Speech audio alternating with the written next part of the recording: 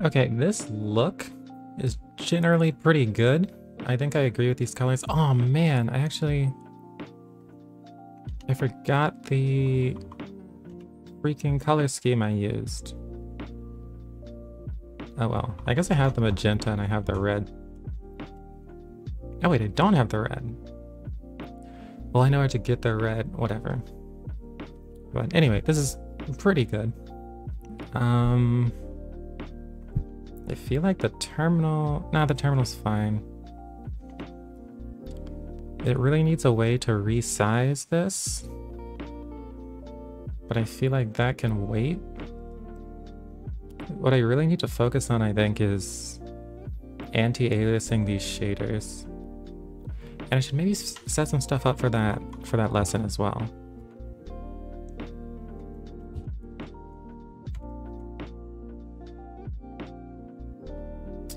Yeah. Although this will get a little tricky since the web version and the local version don't use the exact same shaders. Let me check this. Go to shader source. I don't list any version string, but I think all WebGL is like OpenGL ES2.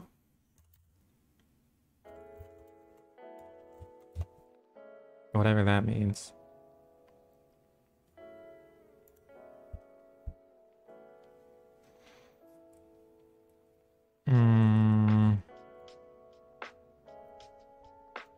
Maybe I just Google WebGL version.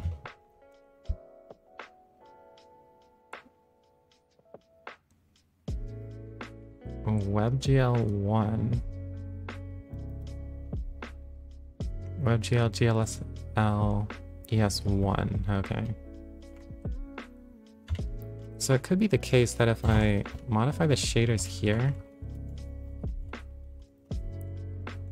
not there.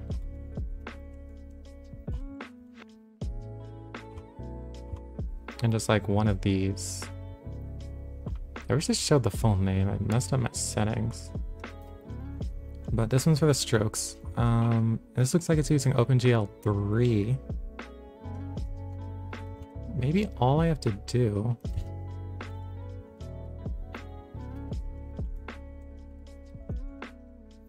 is if I go here, go to like shape test. I'll take out the opacity on this then. If I run that.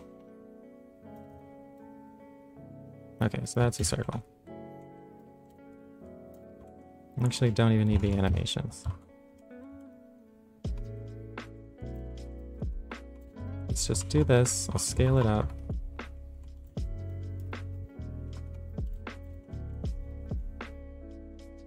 And I don't see it anymore. And that's way too big. Oh, I have to add it.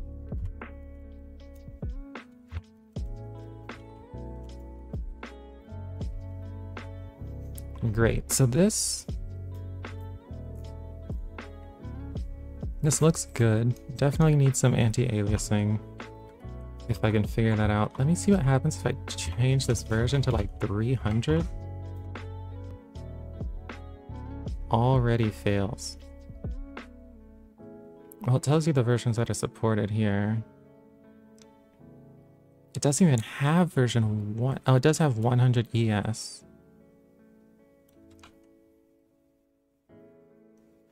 GLSL ES1. Man, it's so old. I guess nobody uses these shaders other than me, so I guess it's fine to bring the version back. 100 ES. That's bound to be a huge pain.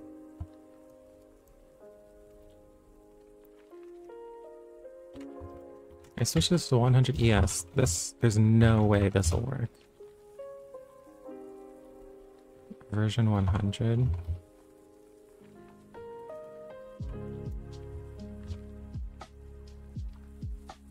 Yeah, no precision specified. So what I'll probably have to do... Actually, I think the way to do this will probably be to add anti-aliasing to the web shaders. And then following that, there'll be a reason to port those over to the local version, and it'll look a lot better.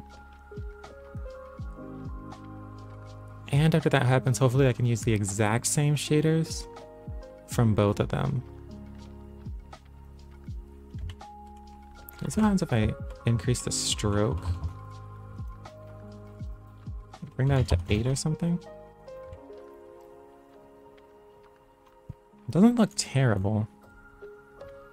I guess especially when the screen is larger. But it would look a little nicer if I did anti-alias this, I think.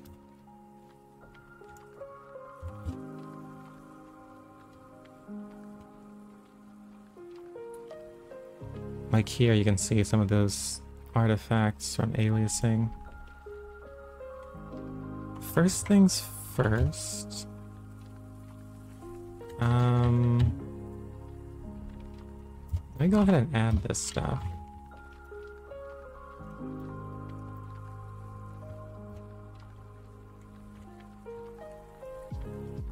Here, there's not really any differences. But I just want to get a scene that makes it really easy to showcase the aliasing. So I might as well just take this one, actually.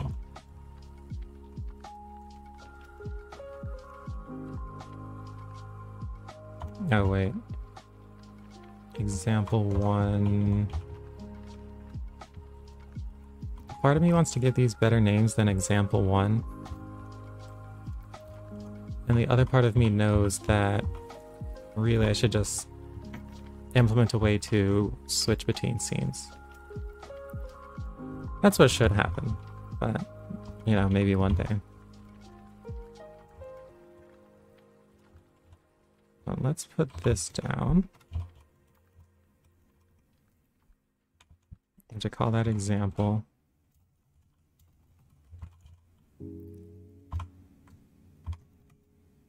And that one's 8, this one's 9. I'll export that one. No such thing as interactive embed. So let's just set up and just put the circle here. It should be enough. Great.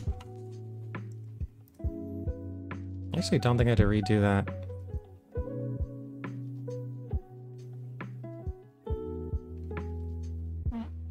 Hey Daryl Golden, what's going on?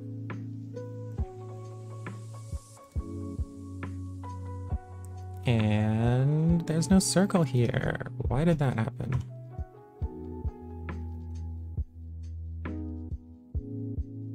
Oh, it needs a draw. That's something else I have to do.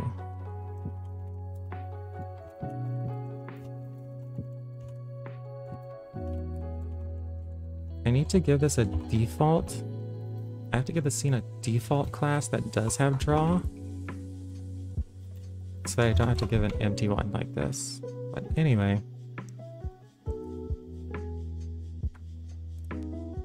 Okay, great. So this has the aliasing effects too.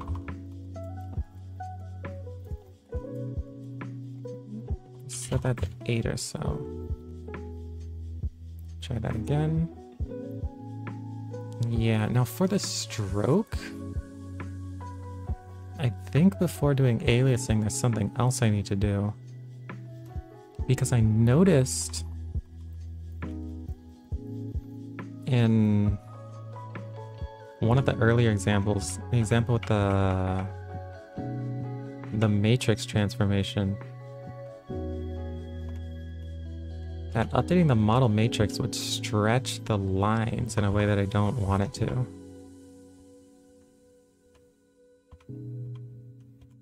Where is it? It's one with the mouse drag.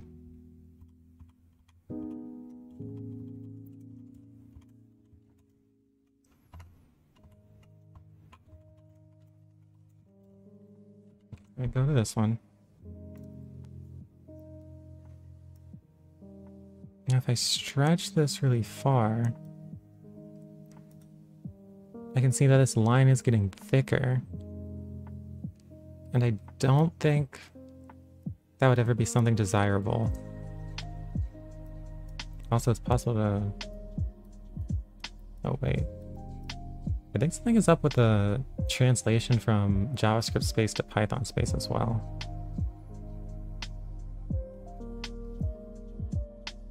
But I'm pretty sure it doesn't make sense for this to expand the lines themselves. And I think I know the reason for that too.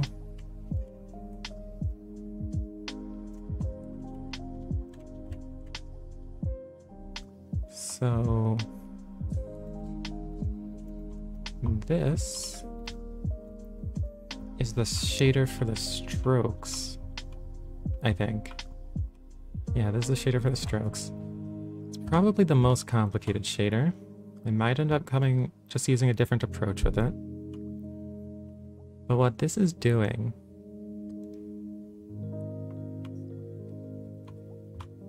is computing a tile, projecting the curve onto that tile, shrinking it so that it's a strict bounding box, expanding it so that it can accommodate the line's thickness, and then it's going to pass that tile with the curve projected onto it to the vertex shader, and that's how it draws it. I think the problem here, is that I'm expanding the tile after projecting onto it.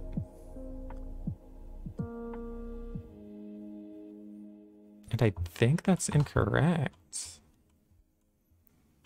I think. Because I'm going to do this distance conversion. And I do this distance conversion as if the curve itself was not transformed. So maybe what needs to happen is if I transform this tile, which I actually need to, I should also transform the points of the Bezier curve, which are... It's these, UV curve, 0, 1, and 2. What's the UV point? Convert to UV. Tile X unit, tile Y unit, and the tile point. I know that the X unit and the Y unit define the directions of the tile, well, basically the directions that specify the tile in 3D space. I'm not totally sure what tile point is. Position at 0, position at 1. Like, what is position even? I remember I had to rename this. Is this a tile coordinate? I think it is. I think I did look at this in the Python version.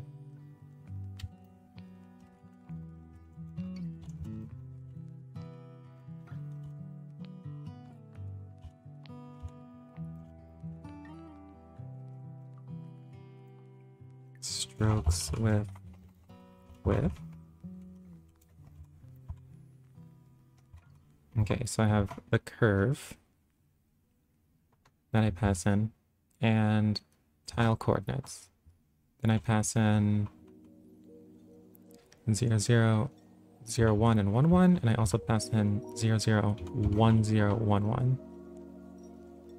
And that makes sense because those basically trace out a triangle. It's like the upper right corner and then the lower left corner, something like that.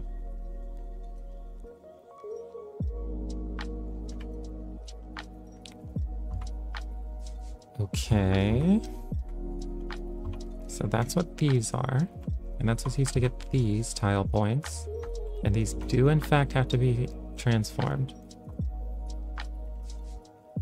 Now I also need to transform the UV curve, I think. I think.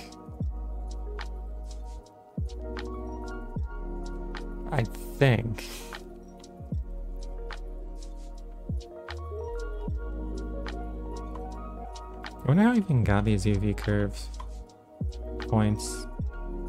It must have been from projecting them onto the tile. Must have.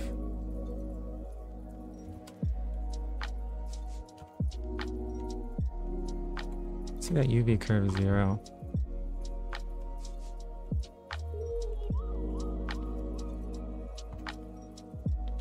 Yes, I'm converting those to UV coordinates here. Take that. The dimensions of the tile and that curve, and I project that onto them. So,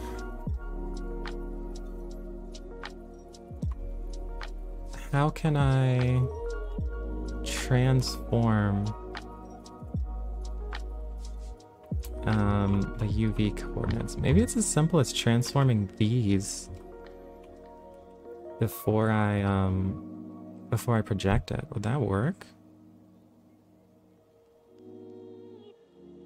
Tile X unit, tile Y unit. Oh, not necessarily, because the X unit and the Y unit themselves are going to be transformed. And so when I project these, if I transform these and I project these transformed points into these non-transformed points, that would probably do something wrong.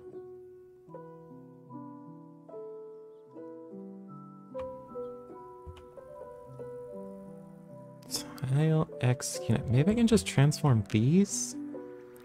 But these points are two-dimensional. In fact, 2s. And the transformation matrix takes 4-dimensional points.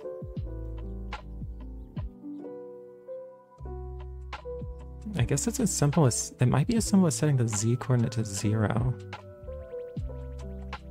The Z row and the Z column to basically zeros. Guess I'll try doing that here.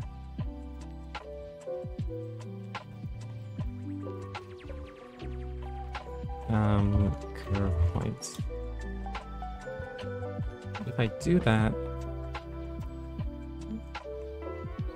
then hopefully I can get it to where expanding this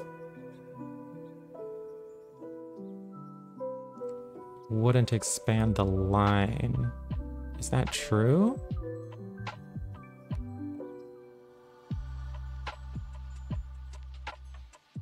I almost feel like the width needs to be modified. Would that be all?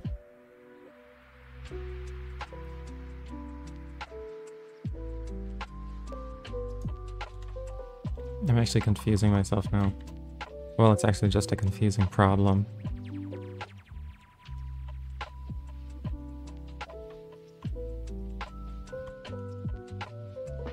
Basically taking a tile and taking a point on that tile and stretching that tile out. Meanwhile, and stretching it out doesn't have any adverse effect, I don't think. What I should do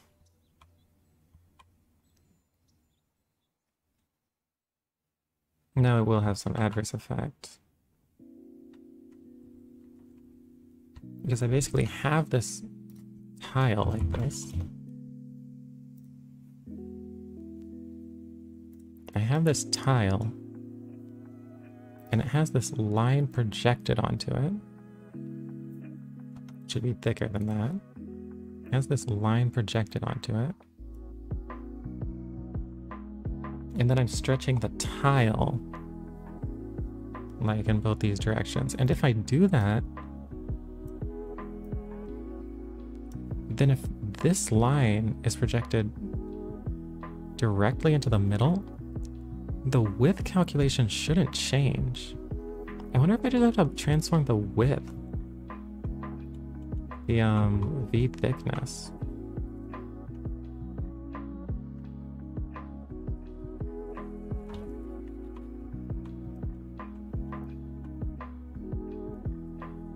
current curve 0. Expand the tile according to... Okay, so this is expanding the tile. So that makes sense. I might need to expand the thickness though. Because if it's stretched, that thickness should be brought down.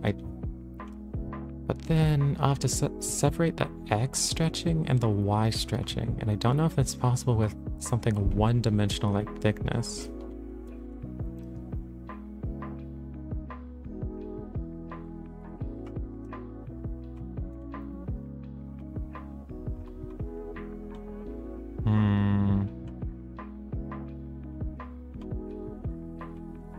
For now, I think it'll come down to transforming the points.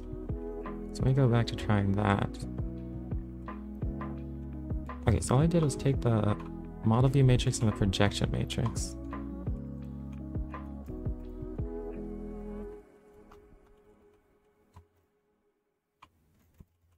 Now, this is looking for a vec 4. So I know I can't use this directly. I'm gonna have to convert these into vec 4s.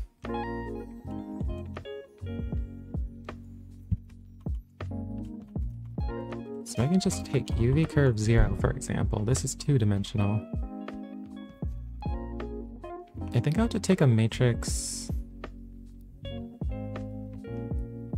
I think I need a 0. And then a 1 like this.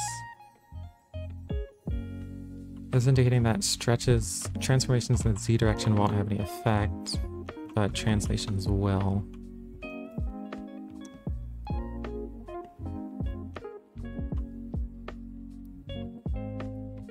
So I can take this, and then it'll be in homogeneous coordinates. Actually, I don't even know if I want the translation to do anything. Maybe I just want this. So it only gets stretched. Then I can take this. Hopefully there's a way to take the first 2 entries.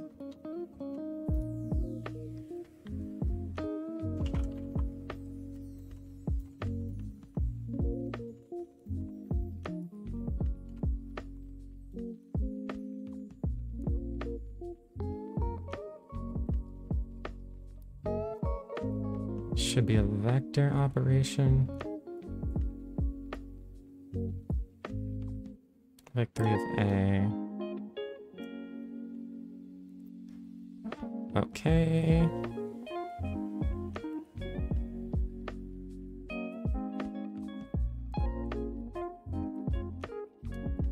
I can see ways to reduce. Oh, I just need to do, I think, this. Vec 2. I think that'll take the first 2 entries. So maybe that'll transform it. Let me see if that at least runs, because I'm not entirely sure it will.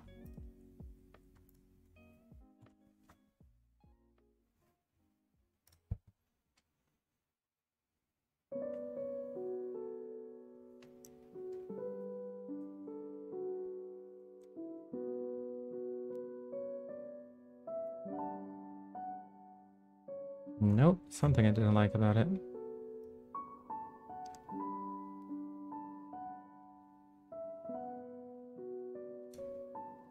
Vec 4, line 118, Vec 4 syntax error.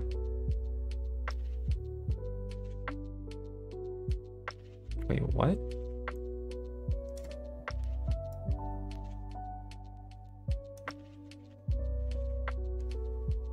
Zero 118, Vec 4, syntax error.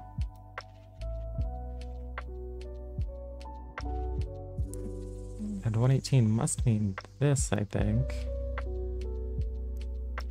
Computing the curve's bounding box? Oh, I didn't put a semicolon there. Maybe that's what it was.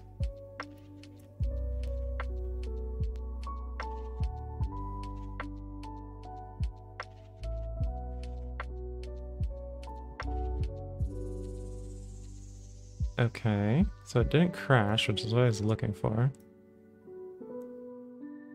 It does look like the lines are still straight. Well, it's hard to tell when I'm only transforming one of them.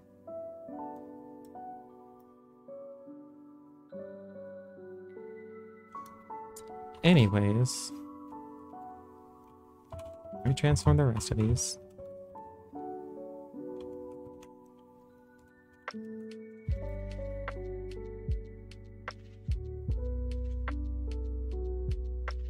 Okay.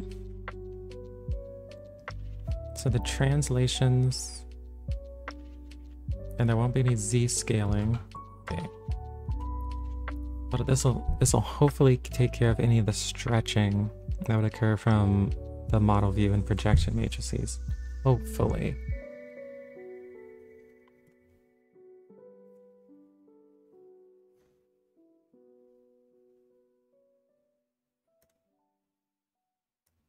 And that didn't work. Interesting effect I get, I guess. Okay, so that's not the solution. It might end up being that I do have to compute thickness in like 2 dimensions, which will be super annoying.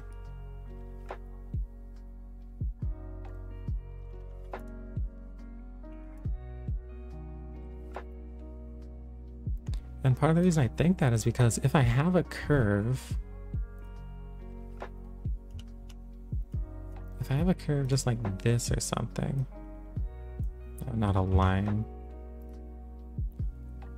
but I have some curve like this, and it has some thickness, and then I stretch it only in the X direction, like that, then the Y thickness won't be affected. The result will be a curve like, it'll be stretched, which I want it to be, but then the X thickness would be way more than the Y thickness. It would look something like that. That. I think, I'm pretty sure. Let me just test that.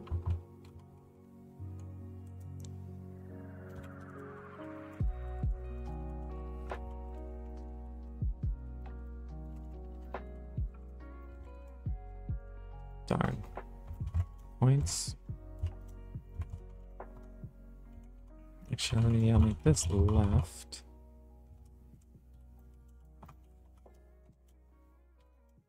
Then I'll have up and then right. Get some width, like so, and just add this.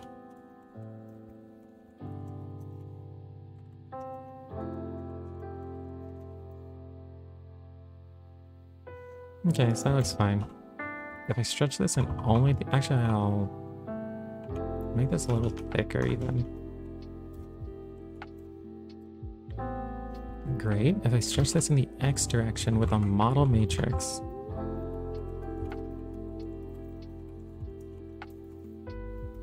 GL dot, oh, I can't even do that. I guess that's why I never saw this problem. I can't do it with a utility.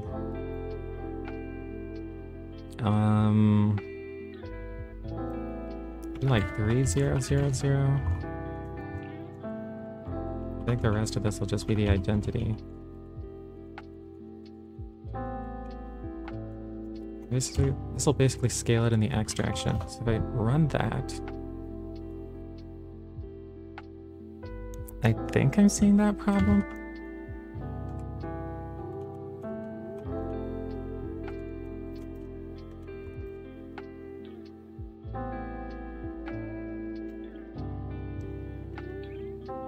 Is it stretching more in the X direction? I guess it has to be.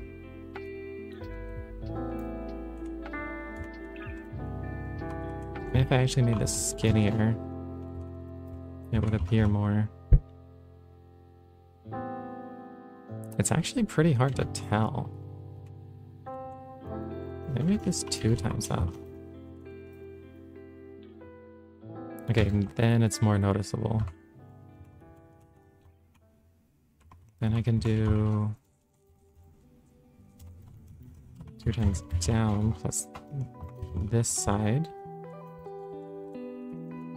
And here 2 times down. Yeah. Yeah, it's definitely stretching more in the X direction than the Y direction.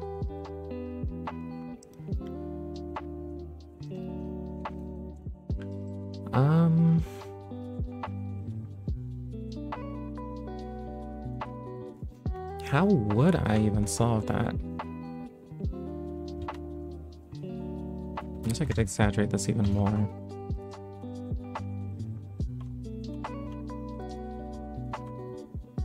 Is 6 times up even on the screen? I think it doesn't matter. It might actually end up being, I have to, for each point. This could be tricky.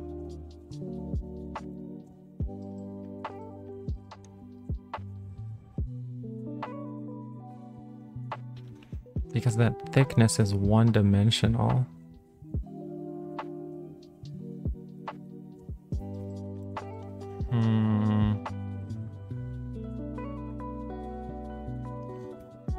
Let me see how I'm computing that distance right now.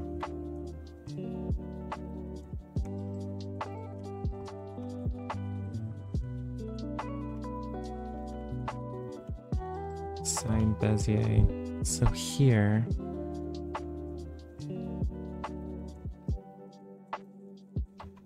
I'm just taking one-dimensional distance and looking at a threshold, basically. Is that distance less than the thickness I want? The problem is that these dimensions can be morphed. Maybe all I have to do is transform the points before I do anything. Shouldn't that be fine? And by that I mean...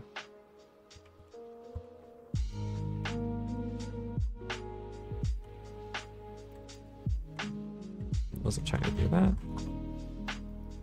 I mean, look at the vertex shader.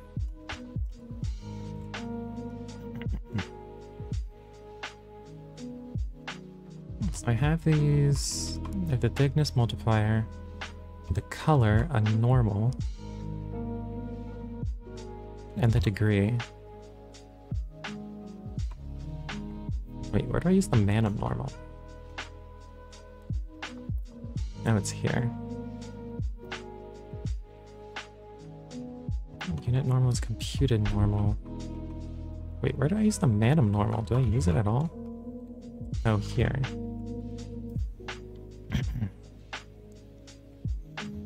Maybe all I have to do is...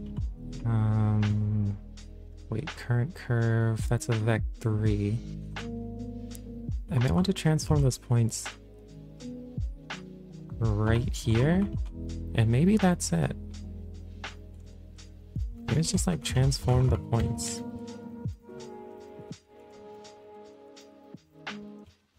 Curve. And that might be easier than attempting to transform the UV coordinates because the current curve is already 3-dimensional. Each point is 3-dimensional, and so transforming it with the model view and projection matrices shouldn't be hard.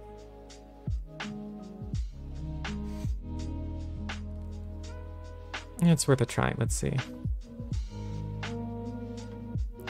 And then I guess I won't transform the tile coordinates. So I'll say... I guess I can't overwrite these variables, which is annoying.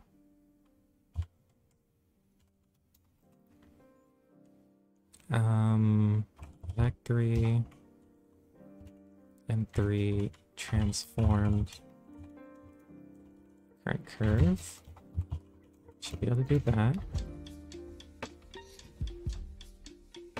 Now, running shaders is annoying because you can't really test them without just rerunning. So I'm going to do this every time I change a line, basically.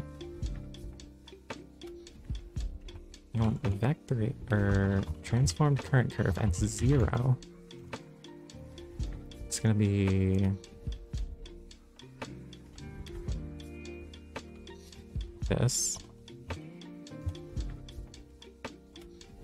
Projection matrix times model view matrix times. This will be current curve 0. I'll do this for the 1 and for the 2. So now I have the transformed coordinates. For this, should we run it? And that makes sense, actually.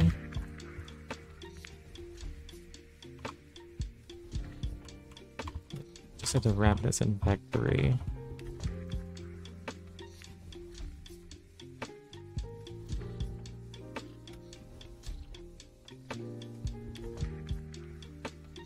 I guess I have to transform the Manim unit normal too. I'll get to that later. Okay, so that still runs.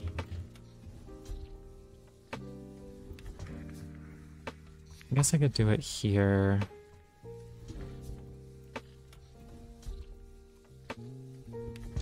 That's a vec3 anyway.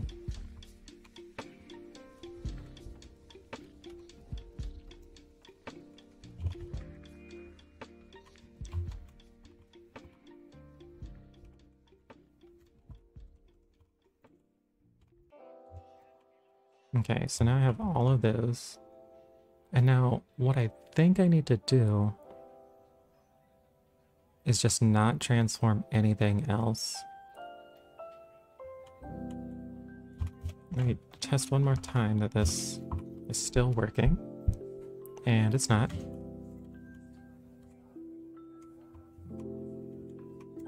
It's a vec3.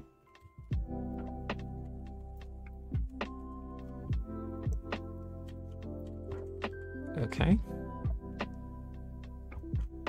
And now let's just not use anything untransformed. So use the transformed version of that. And anywhere is a current curve, use the transformed one.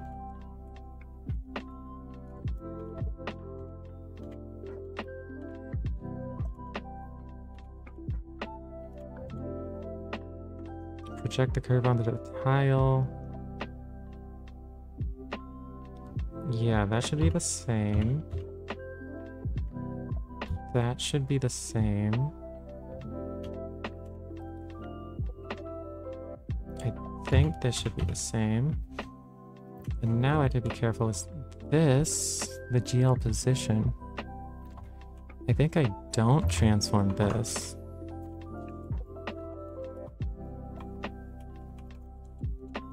And just give the vec4.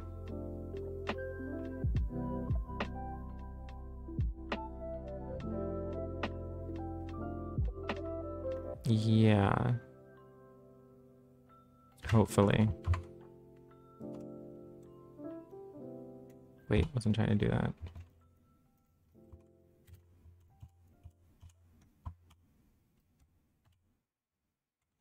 Okay. And now I don't see anything, so that's great.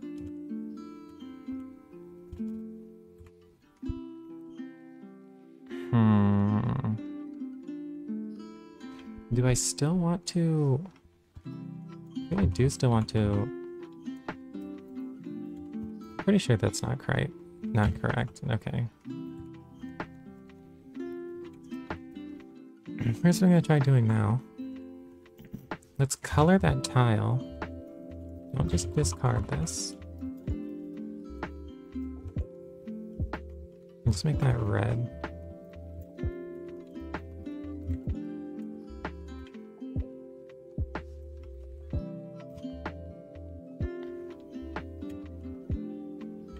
Main returning void.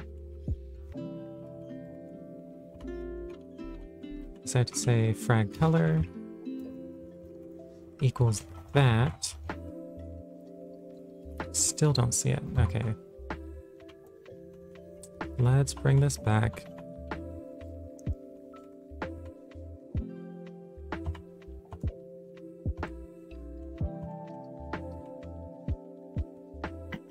Now I just have the transformed points.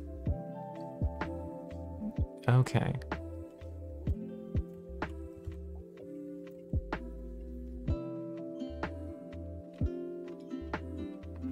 Let me just go through these one by one. What is this doing?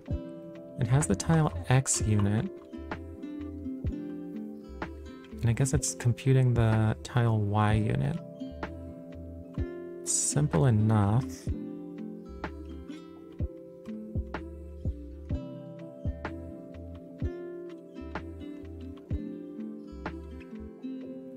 Okay.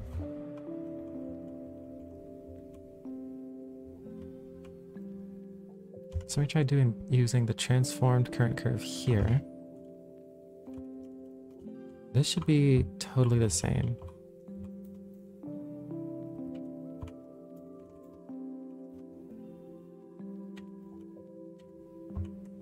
I think it is. If I use the transformed curve here, I think that'll be the same.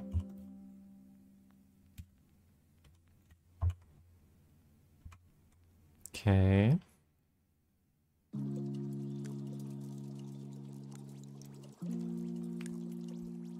No, that's fine. So I'm dotting the Y unit with this difference. Current curve at 1 minus current curve at 0. Okay, that should be fine. So those should be in the same direction. This should be the same computation. Okay. Projecting the curve onto the tile. Does this make sense? And I think it does still.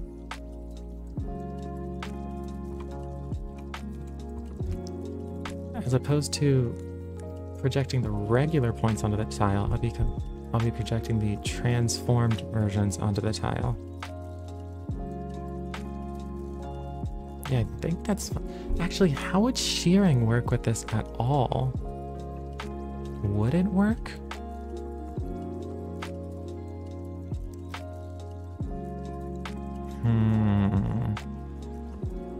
It might not.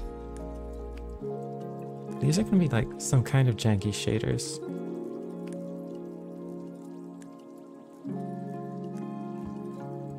Because I can get the X unit and get the Y unit. Yeah. Well, here. I think this should be fine at least.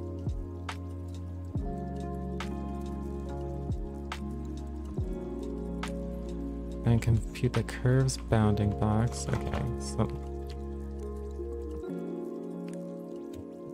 Okay, so that...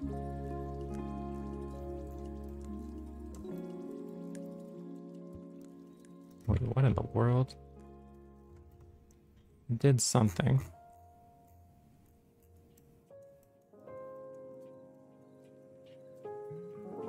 That is a long tile. I can't even fit it on the screen.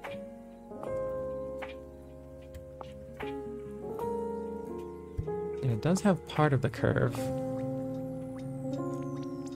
But I think this would happen because I'm transforming the tile when the tile has already been transformed to accommodate the longer shape.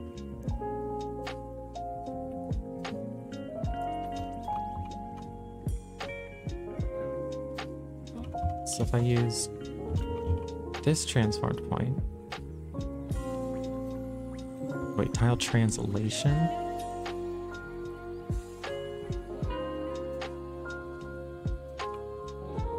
The unit normal dotted with the transformed current curve at 0. Oh wait, I'm taking this dotted with a unit normal. Then translating it.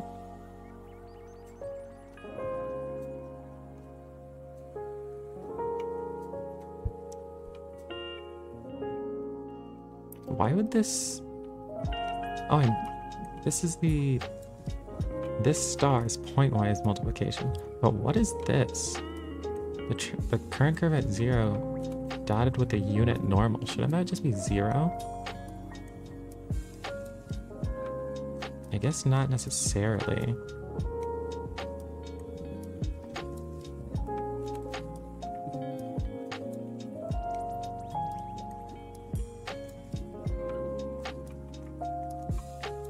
So wait, the bounding box minimum and maximum. And this seems to be doing something wrong.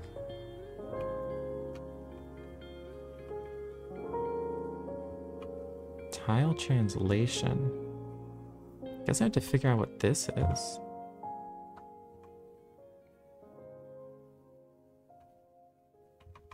So I'm converting this, the transformed curve, to UV coordinates. That I think is okay. Then I'm computing the bounding box from that. Maybe I should look at this.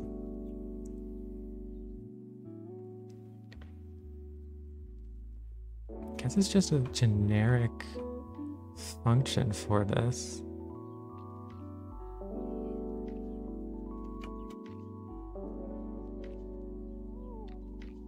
The UV bounding box.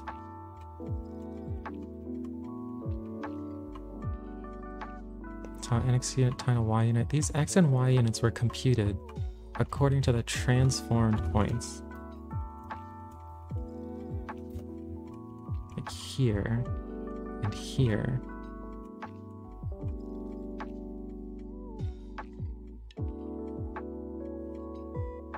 Wait, where's the unit normal? Computed normal.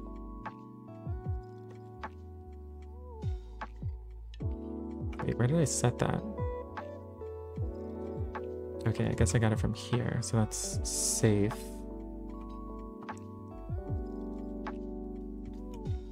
Something about projecting onto the tile. Why would that have a problem, though?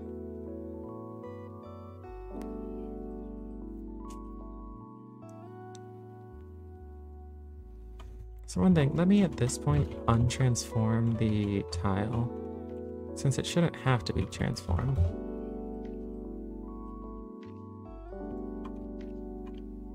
And the tile X vec and tile Y vec are fine. Or the tile X unit and tile Y unit are fine.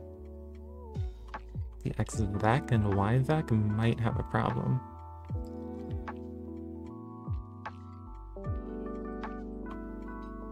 Since it's using the bounding box.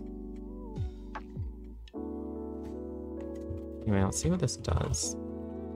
This from untransforming the tile.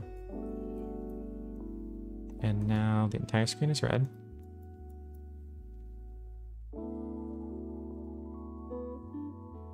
Darn.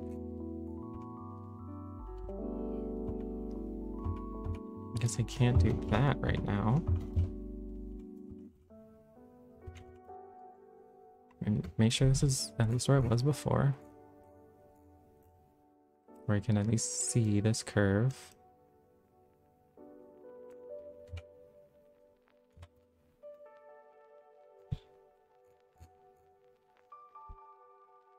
It does look like it's fixing the distortion in only one dimension.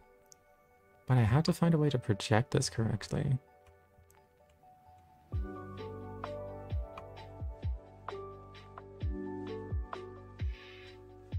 Maybe if I didn't do the bounding box thing at all. If I don't do the bounding box, and I don't expand it.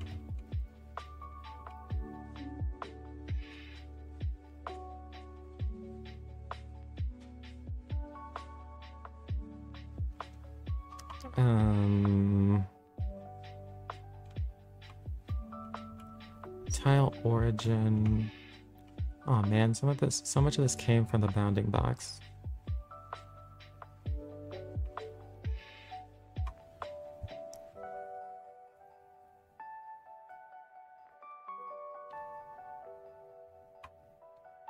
Maybe I could just multiply these by some arbitrary number. Like I could use...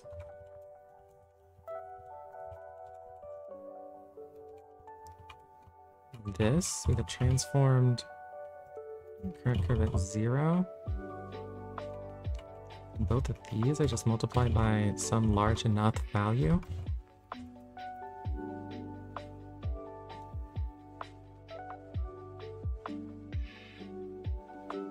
And there's a chance this will work.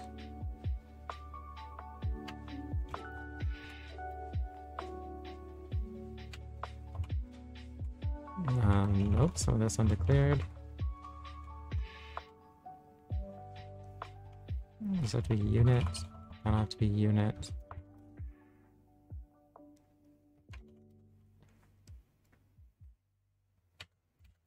In width. So that happens when it isn't used.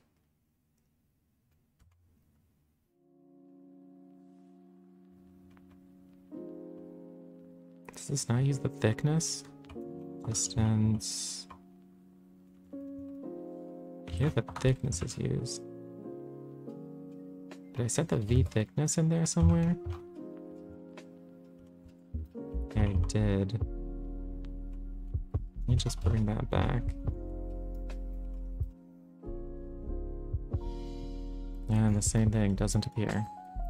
Oh, I guess it appears somewhere. Way over there.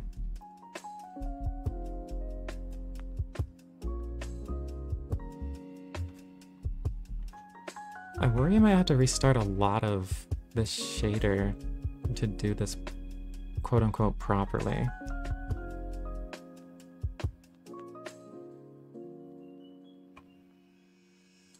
I don't think that should have to happen. Okay, let me go back some more.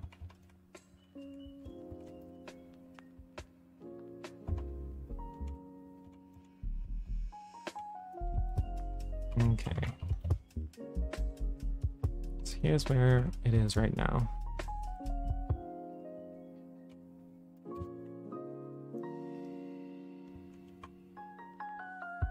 This is before trying to compute the bounding box.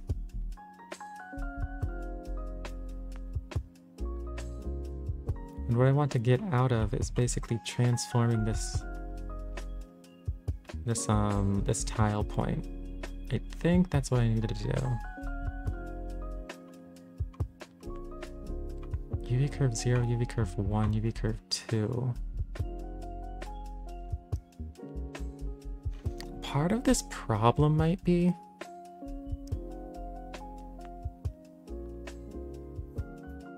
is a Bezier curve under an affine transformation even necessarily a Bezier curve anymore?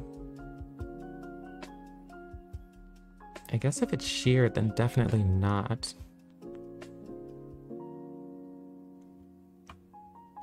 But if that's the case, there might not be a good solution to this.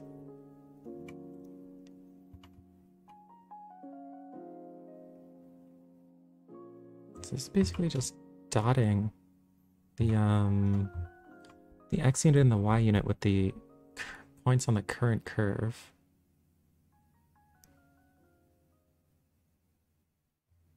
I wonder what the difference even is.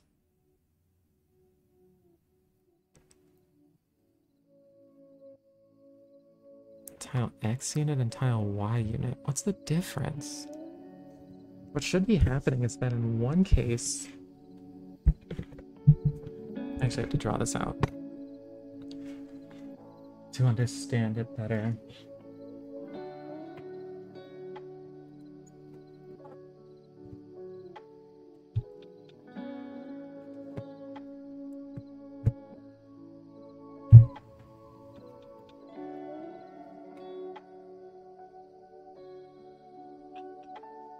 So let me see.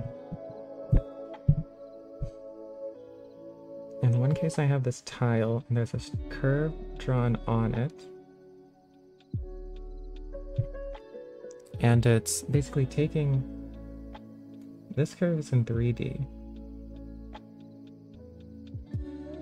but I can give it UV coordinates by defining the coordinate system. U is like this, V is like this, and then I can give it UV coordinates. So basically, if there's a point here, that becomes 0, 0. The point here will become 1, 0, so on. So I can do that. And all that depends on is the U and V vectors. Or I could transform this tile, or not the tile, but transform the points beforehand. So this is the transformed curve. And now use this same U and V system and transform it this way. It should do the same thing, I think. This would still be 0, 0. This would still be 1, 0.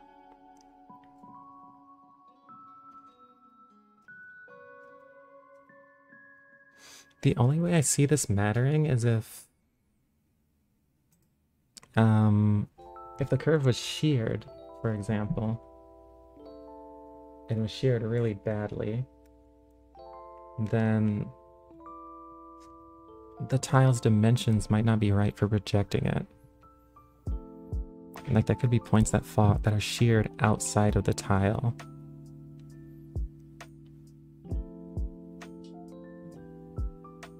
But other than that, don't see why this would be different.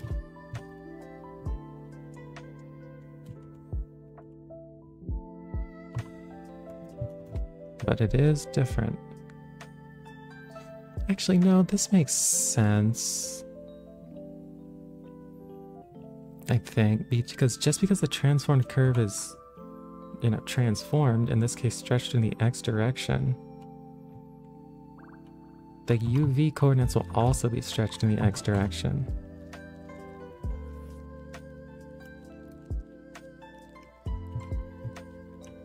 Let me try to do this bounding box thing.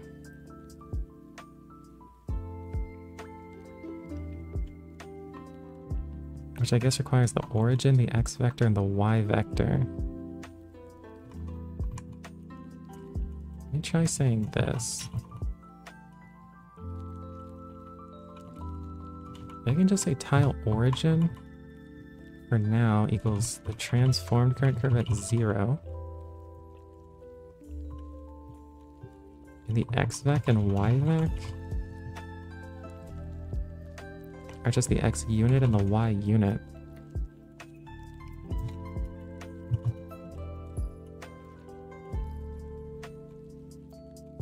And I'll just make them big enough.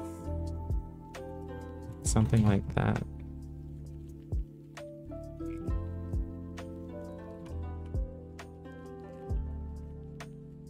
And here it gets expanded, which I don't know if that needs to happen. Oh wait, that could be a problem. Because this is expecting it to be the exact bounding box of the shape. That's kind of a problem.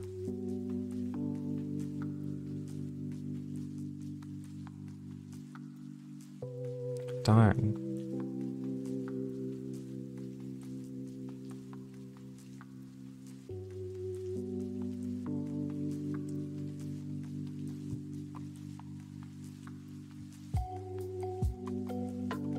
Projecting the curve onto the tile.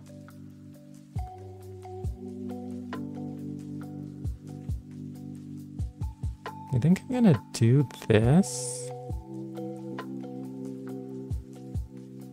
And then just render the tile or something. Let me try doing that.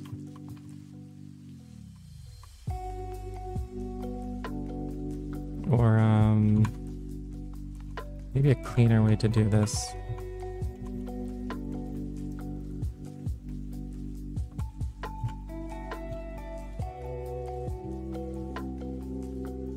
Let's come up with a transformed UV curve.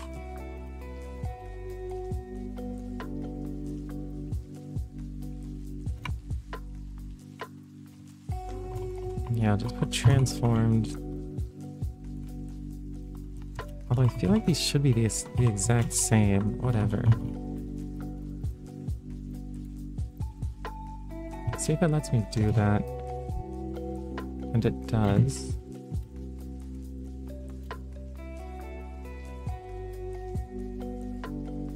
Okay, so I have the UV curve using the transformed coordinates. So I'm gonna have to compute this bounding box somehow.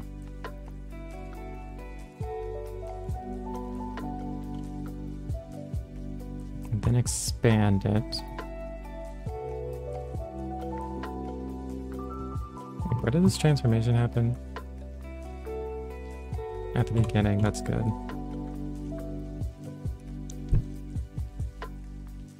And the UV bounding box, and I do B box Bezier of these three.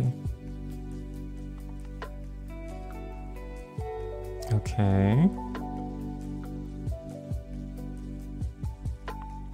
And tile translation. I have to figure out what in the world this is.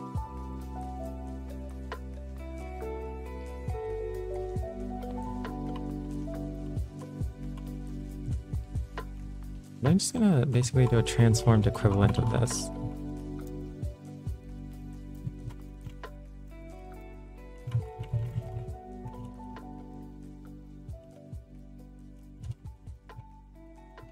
Okay, so here's the UV bounding box. I'm gonna use the transformed version of these.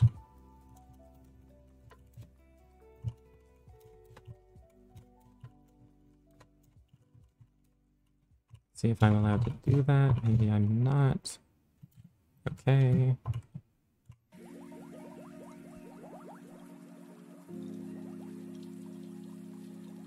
Okay, this should do something similar.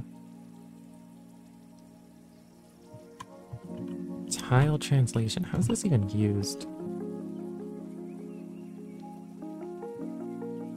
Okay, so I'm taking the unit normal, which is pointing in the normal direction from the tile. Then this is some sort of projection. It has to be. It absolutely has to be.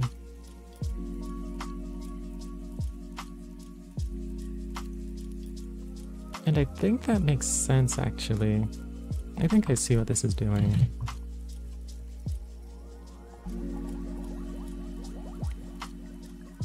The unit normal and the current curve at 0. Dot product of those. And then element-wise multiply by the... Okay, hold on.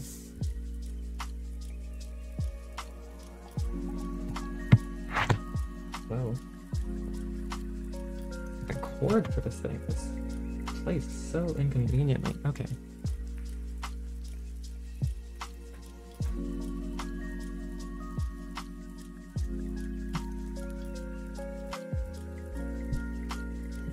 This is saying, and the origin is like here or something, and there's a plane, and this curve exists in 3D space somewhere. Now, I used this direction and this direction, just from the curve's control points, to map out a plane that contains this curve.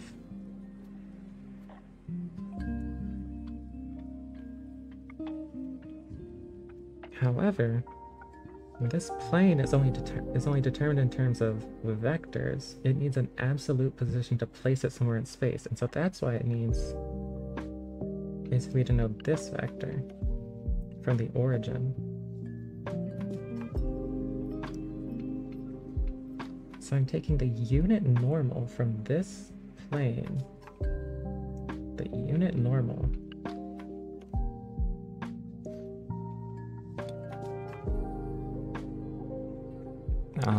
dotting that with this vector. And that's going to give me some offset, the offset from here to the plane such that this is like 90 degrees. This is curve at 0 dotted with the unit normal.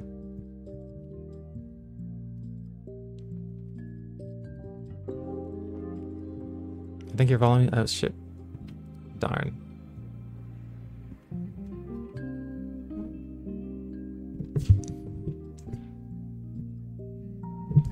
Is that any better?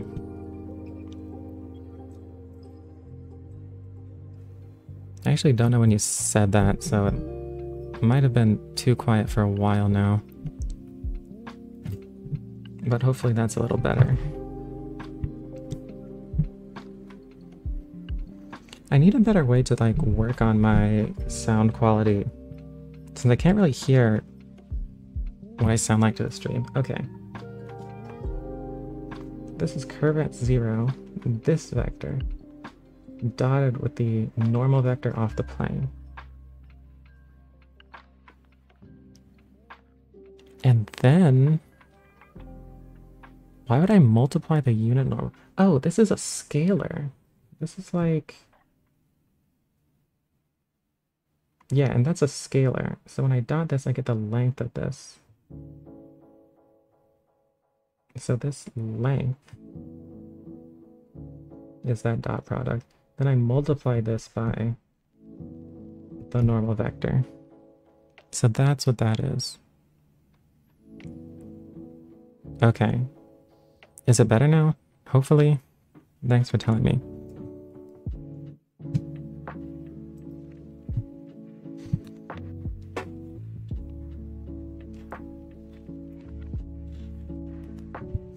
So that's what that is.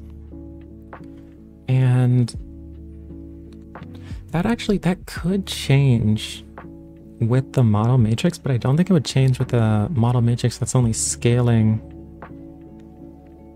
in the x direction.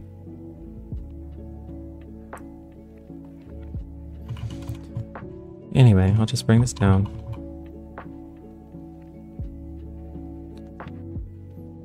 Oh wait, unit normal.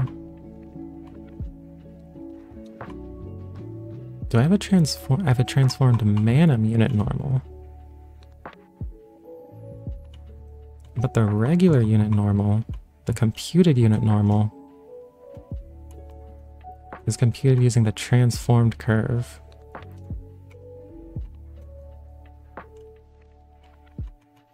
So this should be the same. And still, I'll do that. Bounding box min, max, and vec. I'll just call this transformed whatever.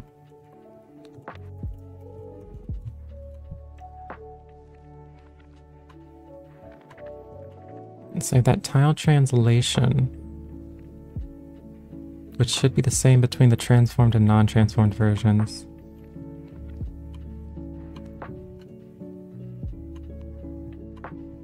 Wait, what? Oh.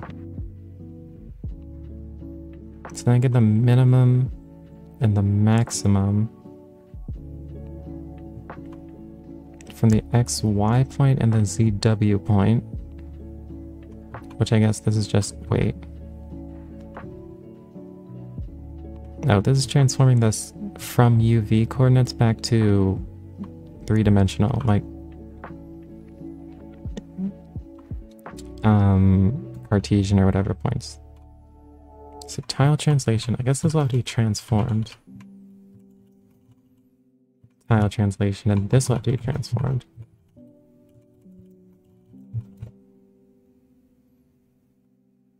Bounding box min minus bounding box max, these will have to be transformed. Hopefully none of that broke anything. And it didn't. So in the origin, xvec and yvec, these would actually be different if the points were transformed beforehand. These would be different. Tile origin. I guess I'll just put transformed for all these.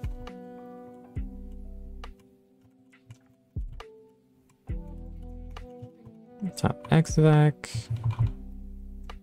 I don't know if the unit will be changed. Well, it is actually possible. But I don't think it's possible with a model matrix that only scales in one direction.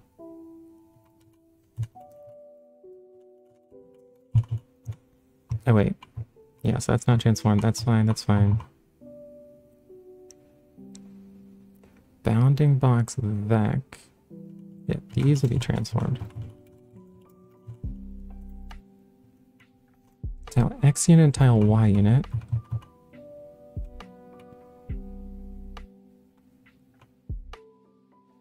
Okay. Transformed bounding box min. Okay. So it's expanding this, and I won't bother with the expansion right now. I just want to see if I can use a transformed version of the tile point, the GL position, and I guess the UV point.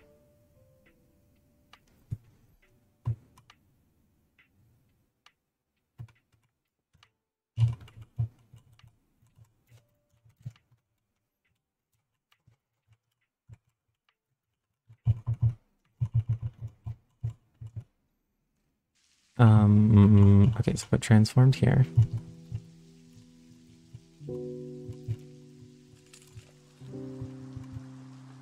Actually, I should make sure that doesn't break anything.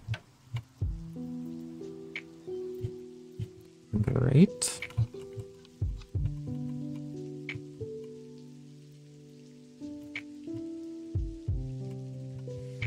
Okay, tile origin, that should be transformed.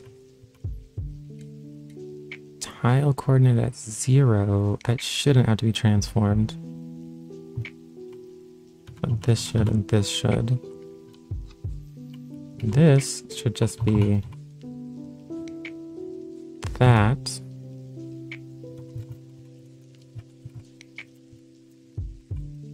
And this, the UV point. Tile X unit, tile Y unit. Those should be the same. This should be transformed. Okay, I'll make sure this is working one more time. Then just try to render transformed version of the tile. And I won't try to expand right now. Actually, I should do one thing at a time. So, no expanding. I'll use the regular points. Oh, just the oh wait. I just need the width.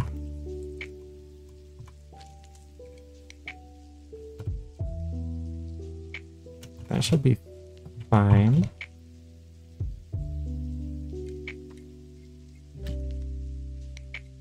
Weird. That doesn't look quite how I expected it. So here I'm not oh wait. No, yeah, this does make sense, I think. I think this does make sense.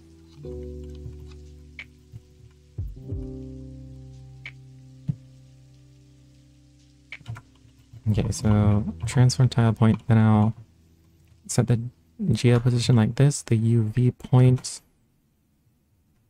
like that. I guess the UV point is a varying, yeah. Okay, so I'll see if I can even see the transformed tile. And I can't. Why? Where is it?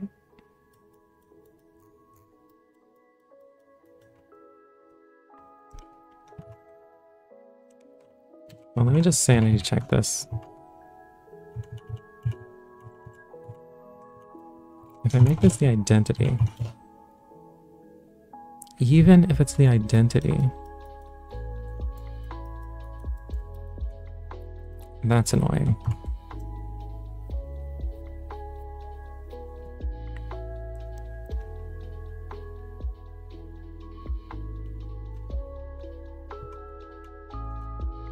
So it looks like before I even want to mess with doing this with a transformation matrix that does anything, I have to get this to try to work with a transformation matrix that doesn't do anything.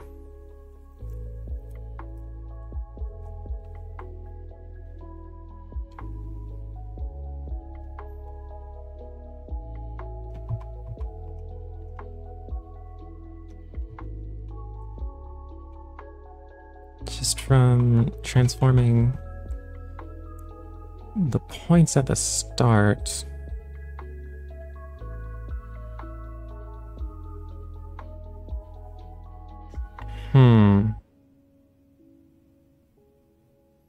I guess at the point that this is transformed, they're in clip space. Does that matter?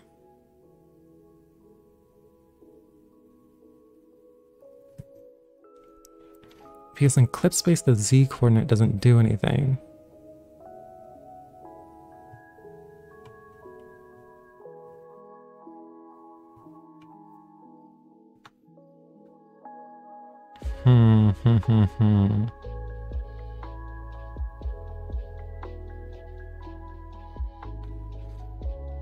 I don't think that should matter.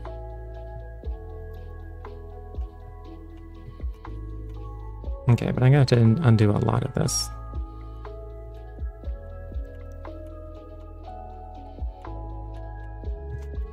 Okay, so here's basically where it was before. Oh, that's not where it was before. Oh, yeah, it is. Because now I'm not transforming it.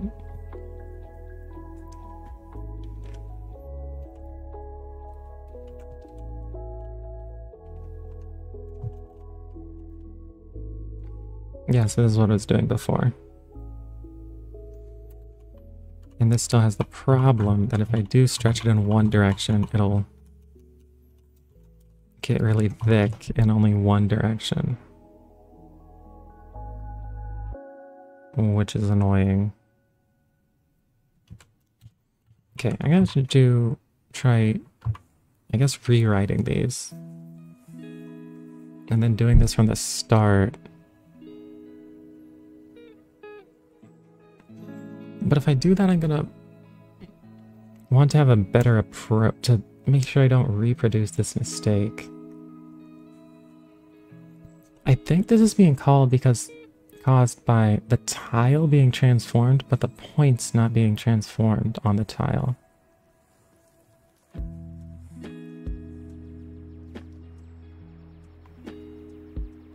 I think that's why. But, the points aren't just passed to the fragment shader, the UV points are.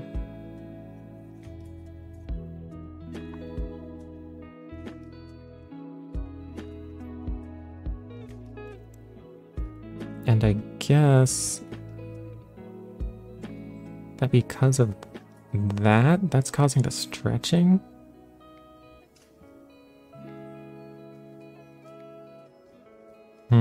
It's as if I computed it with a normal tile and then stretched the tile. But really I want to stretch the points along with them. Where are the UV points calculated? For the X unit, the Y unit, and the tile point.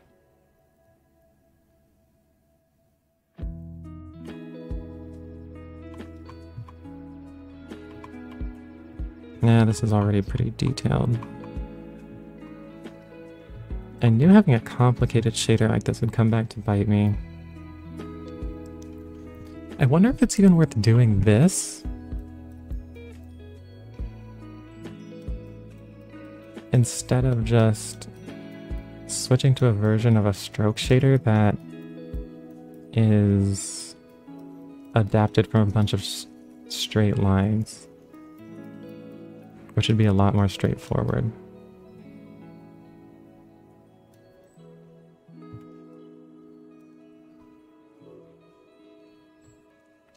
That might be the easier thing to do.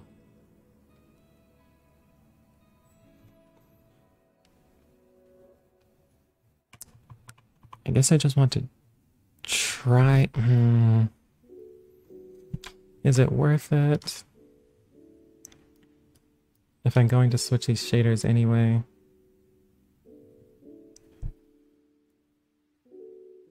Eventually. But I don't know if I'll do that anytime soon, unfortunately.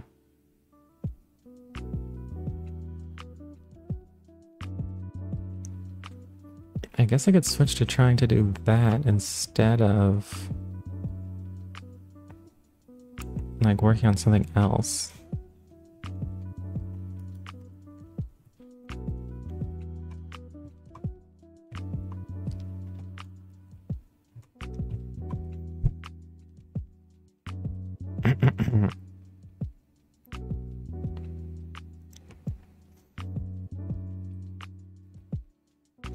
So much of this I don't think should even be super difficult.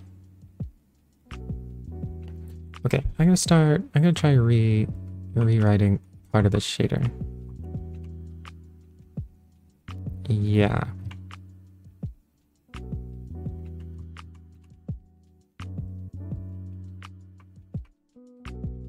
And if I were to do that, what would I even want it to do?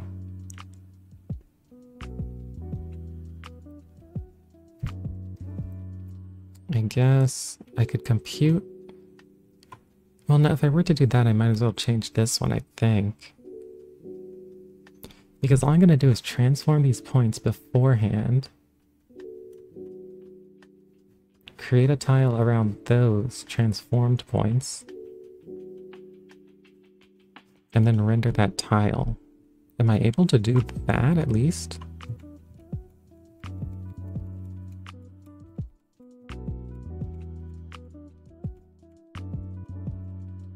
Because that would basically just be... Well, I guess it wouldn't be this exactly.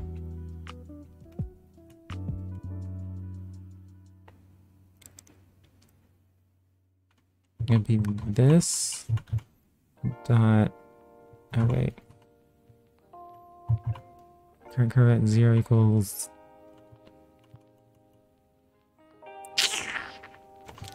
Okay, this is kind of annoying. I have to do a homogeneous version.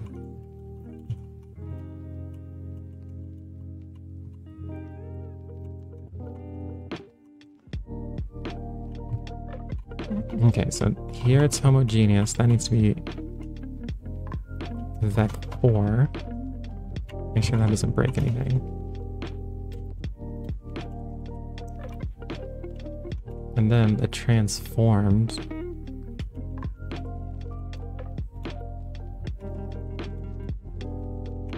So transformed current curve at 0 equals homogeneous current curve at 0 dot XYZ divided by this dot W.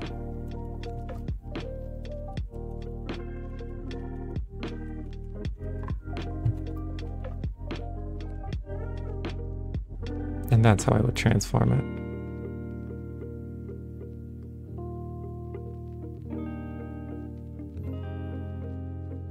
Okay.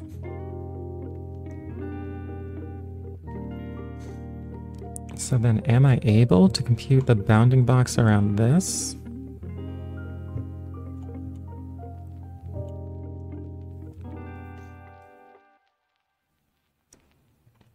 X tile vec, X, Y vec.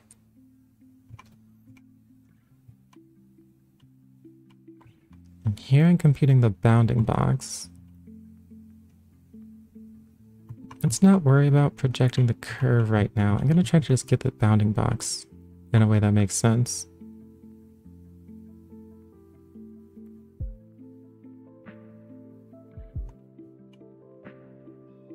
Convert from UV. The tile X unit and the tile Y.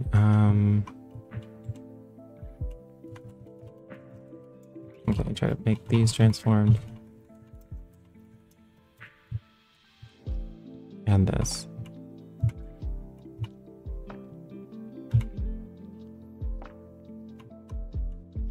Unit normal equals computed normal. Okay. So let's see if that even makes like...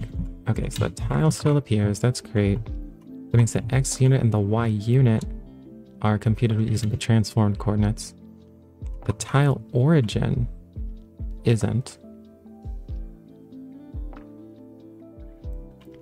I think I'm just going to say the tile origin equals the 0th point. Let's see how badly that messes things up. Not at all, I guess.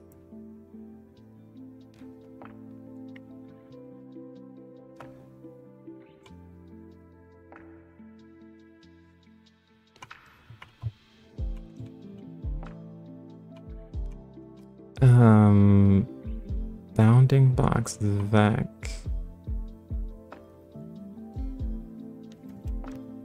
The X vector and the Y vector. How could I figure this out?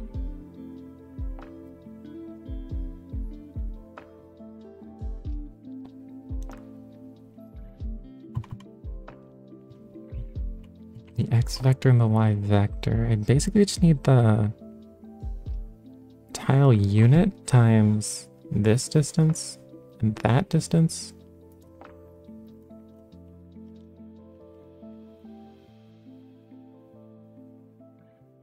Which I don't think would be so hard.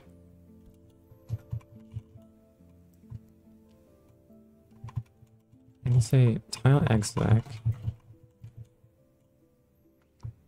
equals, I mean, I could say literally just current curve 2 minus this at 0 for the Y vector.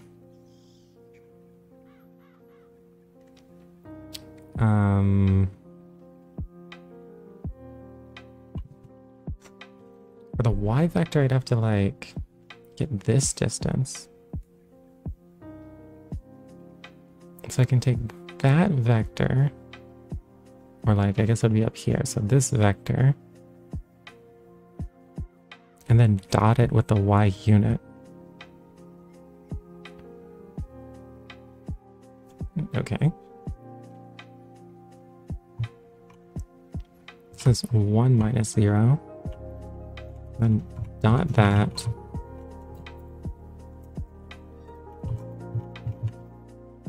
The tile Y unit.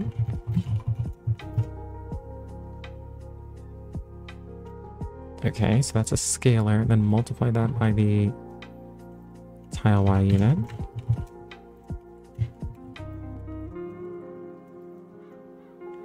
Okay, then that can be the origin X vec and Y vec.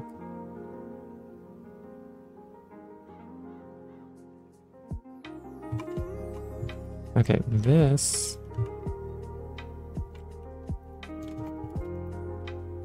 Now it's transformed twice, so it should do something kind of weird.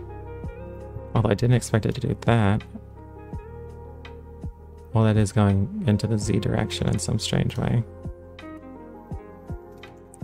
However, if I don't transform this,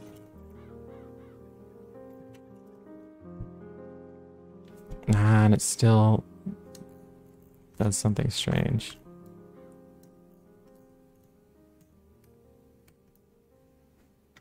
It's so close to not doing something strange too. Okay, but I don't think this is necessarily worth fixing right now.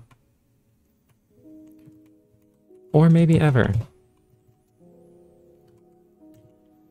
And the reason for that is I'm probably going to end up just linearizing all of the lines.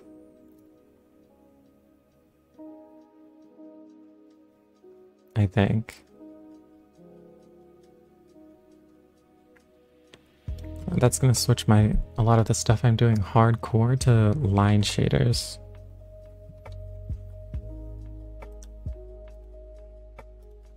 Which are kind of unpleasant to work with. I wasn't trying to go there. Kind of unpleasant to work with, but I guess I've gotta do it.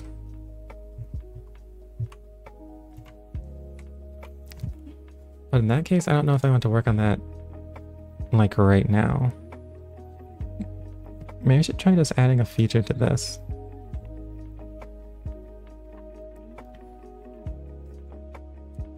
Like being able to switch between different files would be neat. Or adding the default functions for mouse movement. So that it doesn't do this mouse move. It's not a function. I should do that.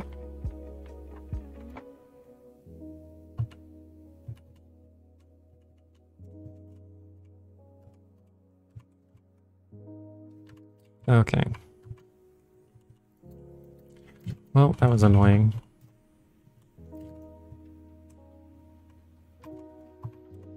So here's draw.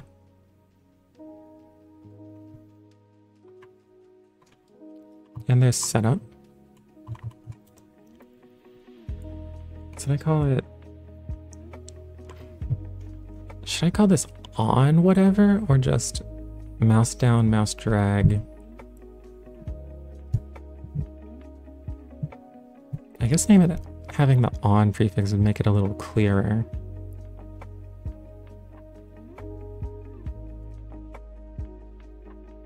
I wonder what the naming convention is inside Manim already. So if I go to like... I think this is already in scene actually. It's called on mouse motion, on mouse scroll. It's actually kind of annoying that those are taken already.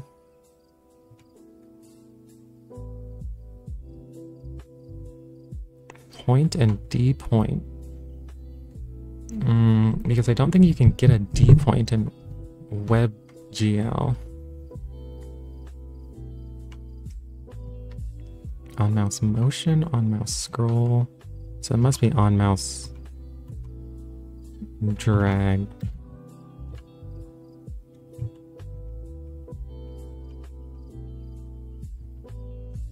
Although on mouse down and on mouse up.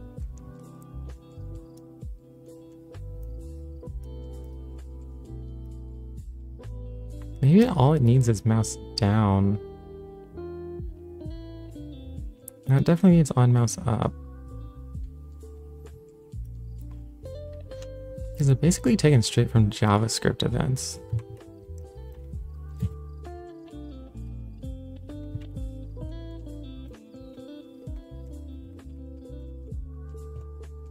Mouse down, mouse move, mouse up.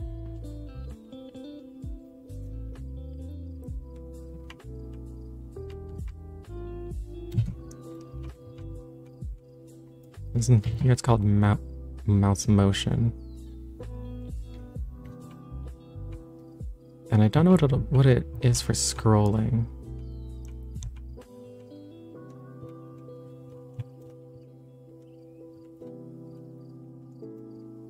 I just have on mouse down.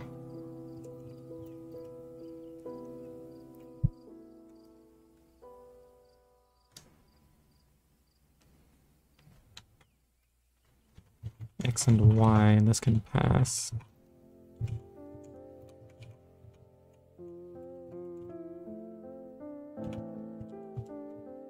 And then I can do on scroll. Or not scroll, but up.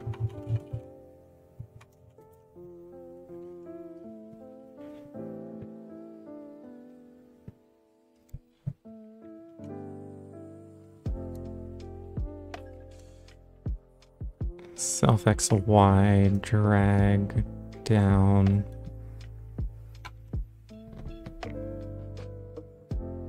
Okay, I want to make sure these aren't duplicated.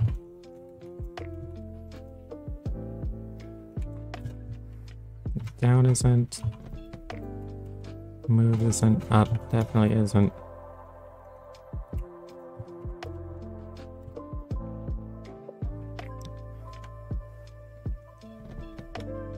Okay. So then I want to edit those seams. Have on.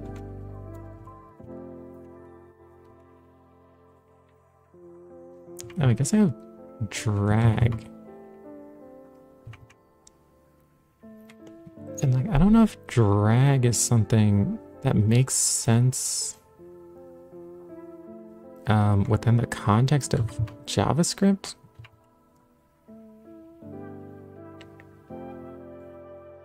Like, kind of have to do drag yourself from like down and move. So I think I should probably just get rid of mouse drag. Well,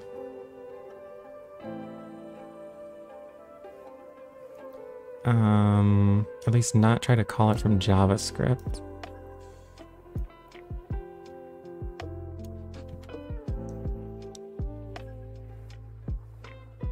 So on mouse move, I'll just call mouse move.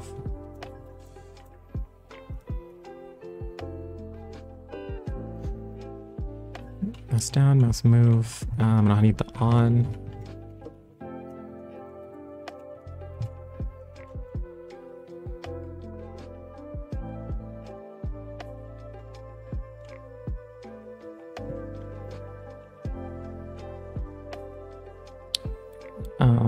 So to do drag logic, you would, in the mouse down callback, you would add something to like your dragged or whatever. In the mouse up callback, you would remove that. And in the mouse move, you would check to see if your mouse is down. So that's how you have to do that. Now, would it get annoying always having to do that for drag logic? I guess it's the only way that's how it has to be. Because JavaScript can't know if you're dragging or not. It's not a JavaScript concept. Okay, down, move, up, great. Now the on mouse down, on mouse drag, on mouse up.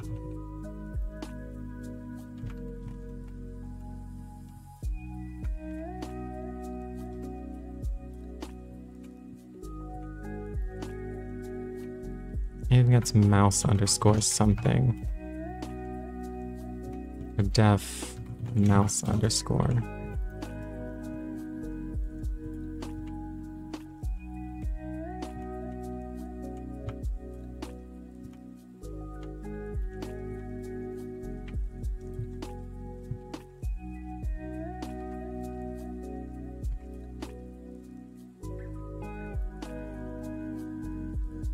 Okay, there are a few places with mouse drag. Let me recompile this really quickly.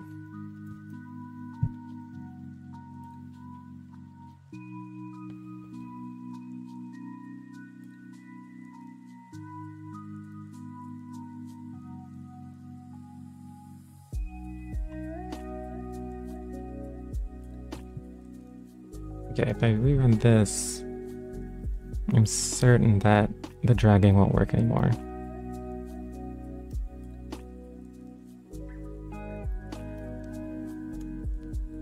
No, it still has this on mouse move error.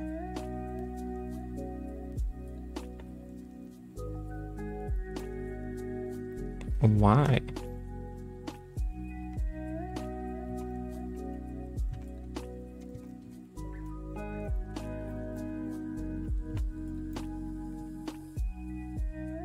Before I call a render, I guess Messin doesn't exist yet.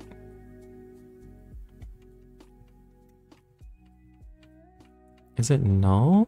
Yeah, it's null.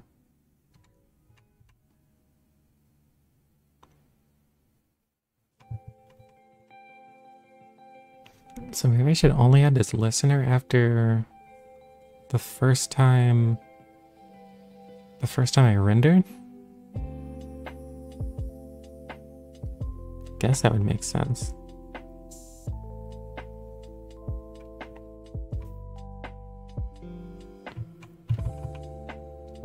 Well, Oh, but I only want to do it once. Maybe just say if Manim scene is null, just return. That's probably fine. So I can do it even shorter than that.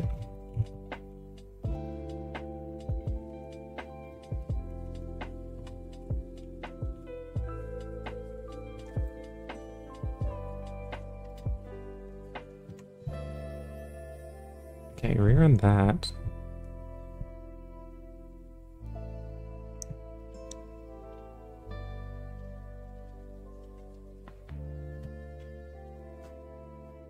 Now that error doesn't occur, if I do this, the error still doesn't occur. Mouse down is not defined. Okay. Yeah, that shouldn't be there. Now what this is gonna have to do, on mouse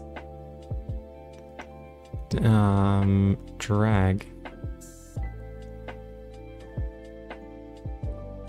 It's gonna need to have on mouse move.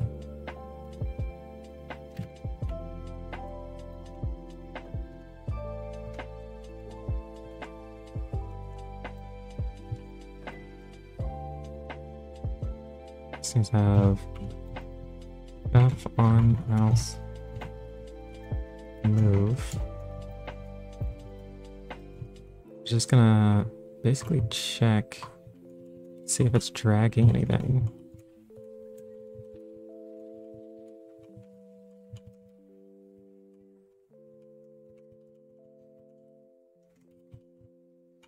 So if that is not none, they can call self on mouse drag.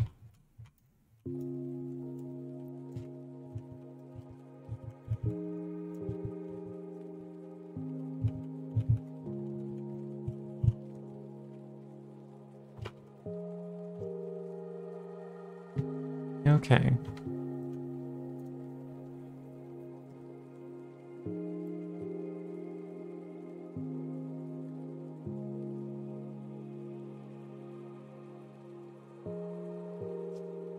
And I messed up some syntax. Yeah.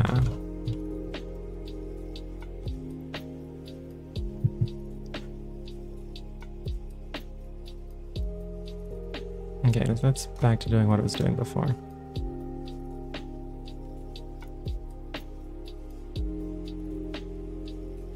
Great. Okay, that's fine.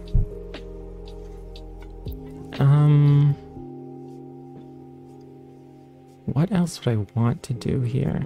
I think the next big thing I have to do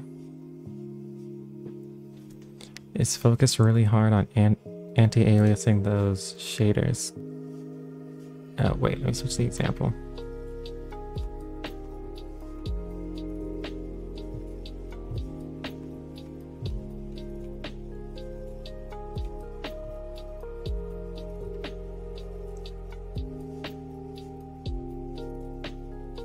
And being able to switch the examples, of course.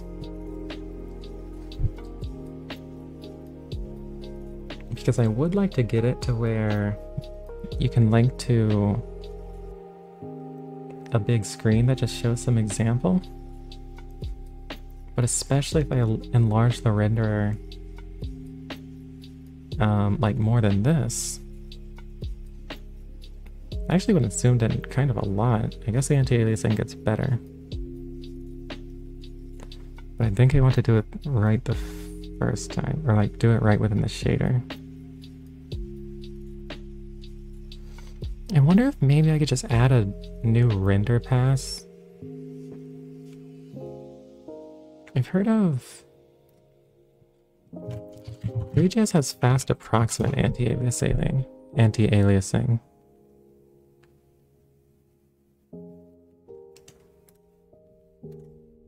Let's see what there is to learn about that.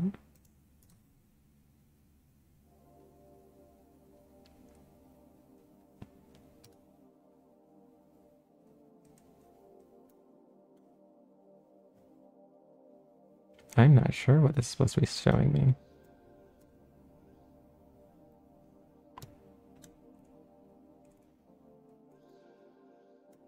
This is rotating very slowly.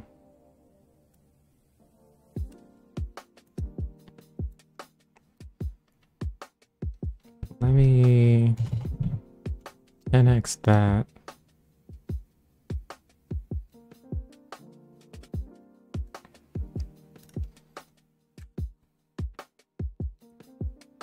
So I know these are using two different types of anti-aliasing. I can't even tell which one is better, really. I guess the one on the left, slightly.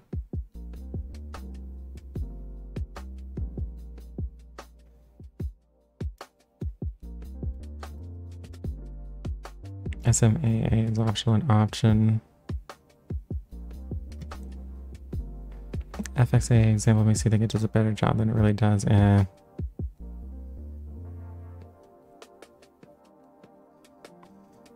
default anti-aliasing technique of WebGL is multi-sample. Fast approximate anti-aliasing is a totally different approach that explains the different results.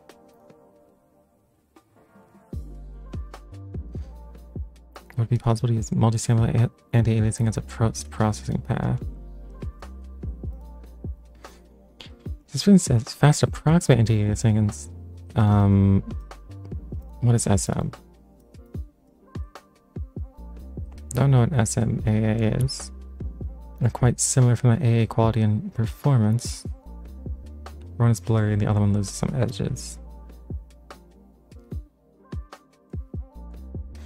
I don't really want to hit that performance drop, so I'll try to do it within the shaders. But that's going to require some in-depth looking. Probably rewriting the line shaders, to be honest. Which is going to be very annoying. I don't know if I want to do that before I just get it to where you can select like a class name and stuff. I think that'd probably be more useful.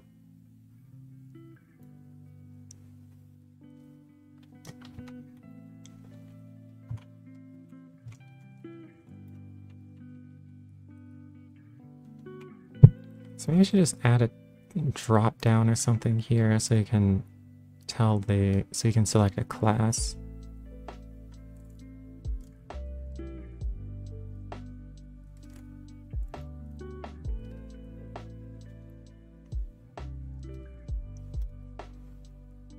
So here I had a button to refresh the class names. Maybe I'll just do something like that.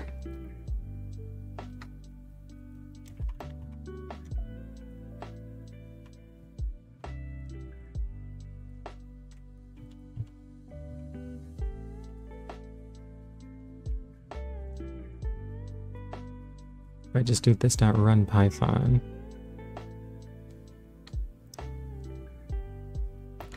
I wonder. So this should have a reference to the Manim scene. Oh, this must have used inspect.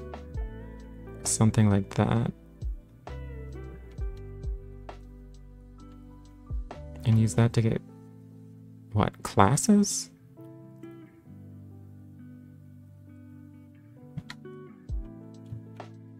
Example OpenGL renderer. So it runs the code. It's gonna have to run some inspect or something on the code.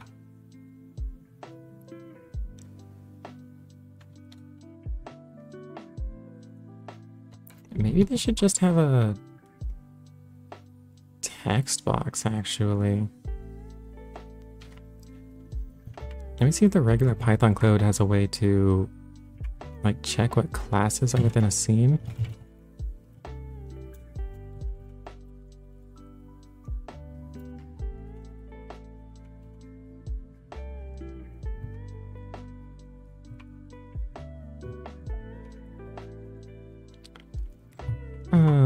So it has this file, I guess. Scene classes from file. I think that's actually exactly what I want.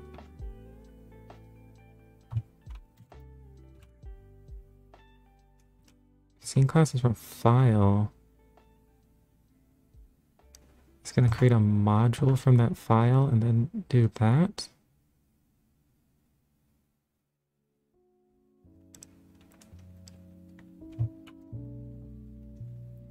Let's get module do.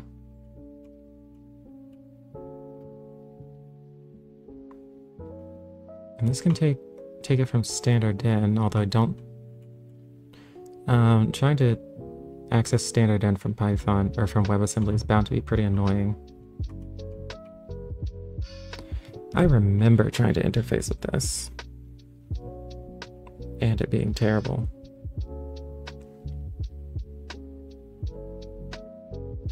I guess what I want is another function called scene classes from code.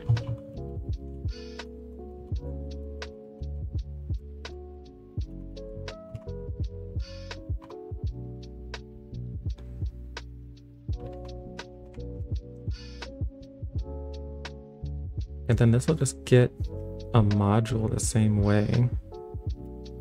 And then classes from module.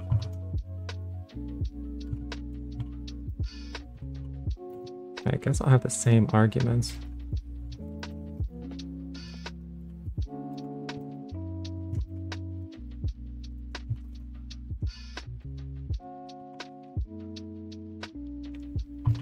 And then this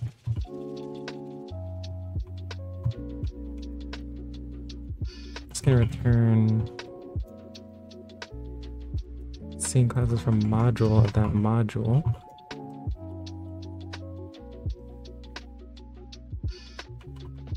Oh, and these.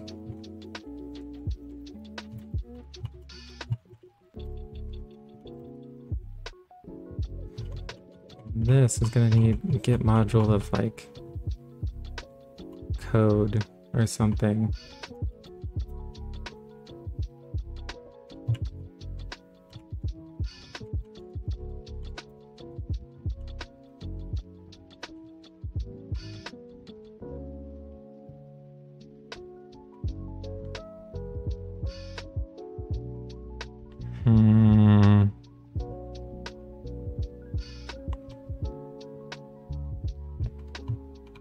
Guess it just needs to do this. It doesn't have to do all this logging and stuff.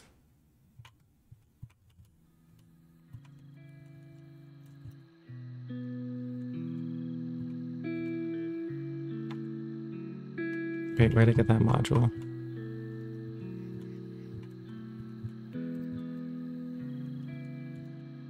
Like this.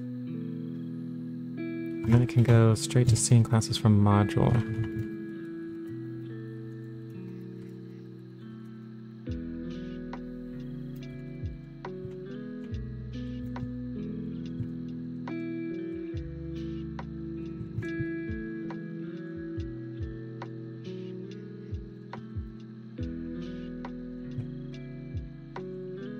Okay, so let's compile that in. And then hopefully I can call scene classes from code on the code that the user puts in and use that to get back a list of the names of the scene classes.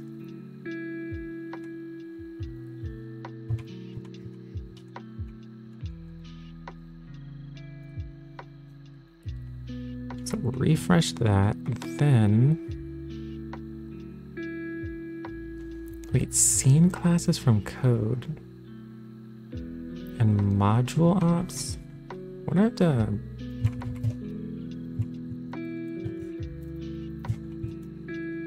module ops.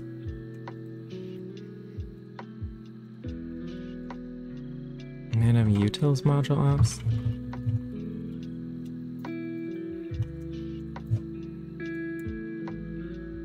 Okay. Maybe I can just, here. I'm gonna need another button, I guess.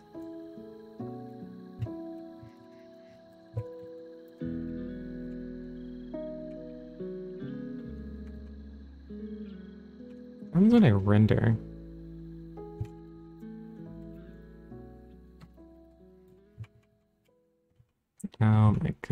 refresh.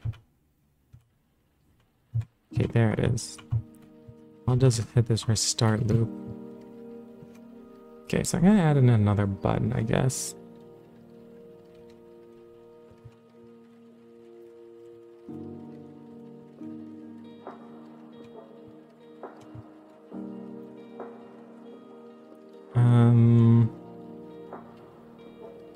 So there's one button.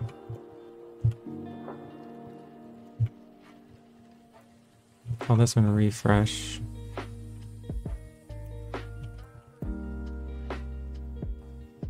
Great, that's fine.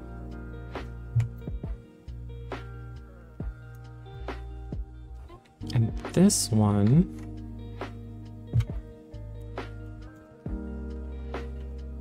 when I refresh, I'm pretty much gonna want to call module from code.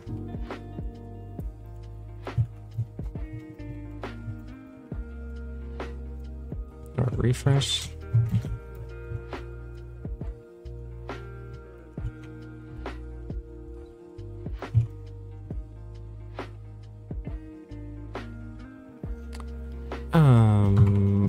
Classes, I guess. And I want to do pyadie.run Python. Oh no, how would I run this? I'll have to get a reference to the Manim object.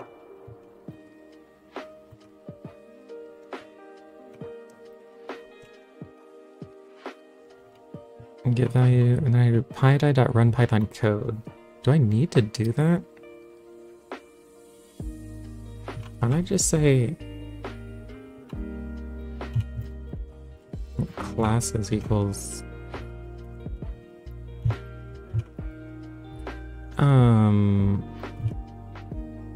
I have to get a reference to Manim. I have to do like Manim equals pyadie.run Python Manim. So if I do Manim, Manim utils classes from code. Was it scene classes from code? Oh, it's module ops. Scene classes from code.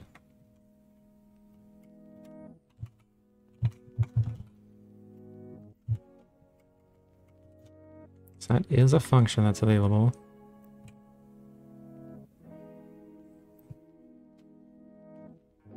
Maybe I should just keep the reference to Manim.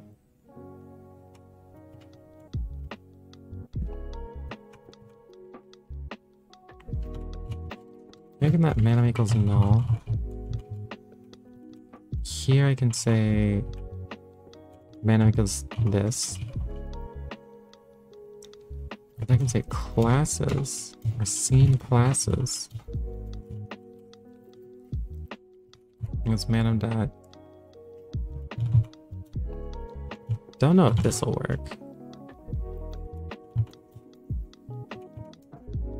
Probably not, actually.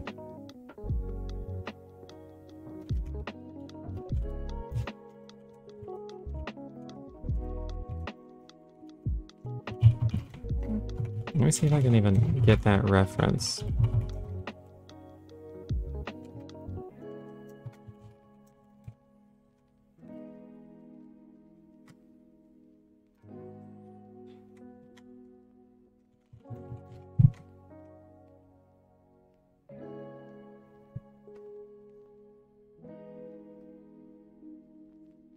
Scene class is not defined. Is that?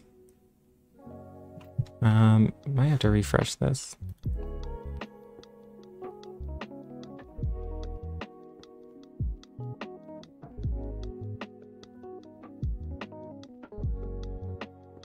Okay, I guess that did work.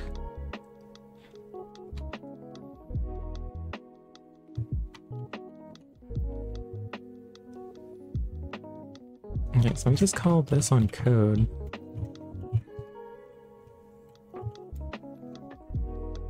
see if this works.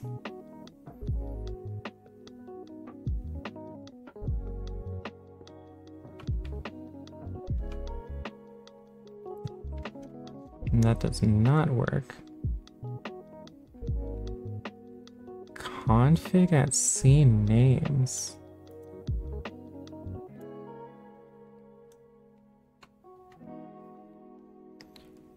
I think, wait. Why would that happen? Config at scene names doesn't exist.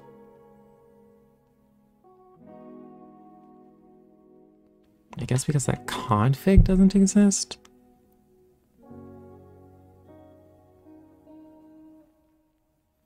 Maybe you do actually have to run the code first or something. Or at least do from Manim import star?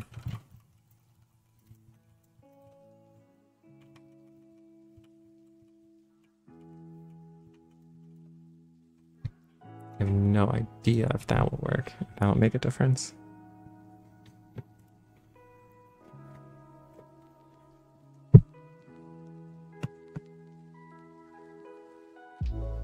Manim is not defined, okay.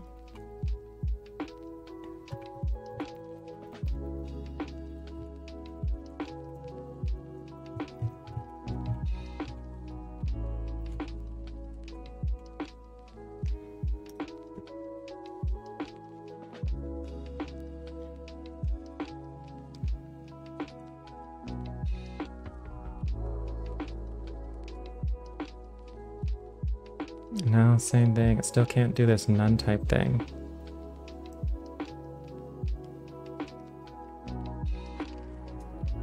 Okay, I won't hunt down where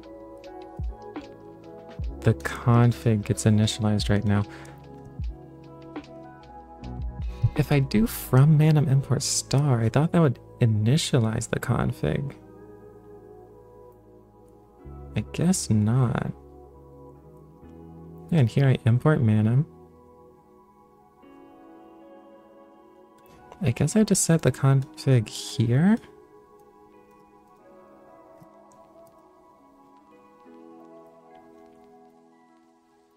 For scene name, it's like config at scene names. Isn't it supposed to be figuring this out for me? Something's up here. Module offs.py 77. This is get scenes to render.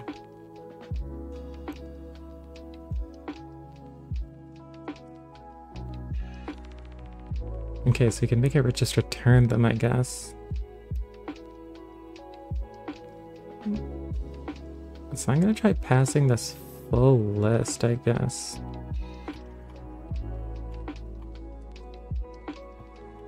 I'll just default that to true.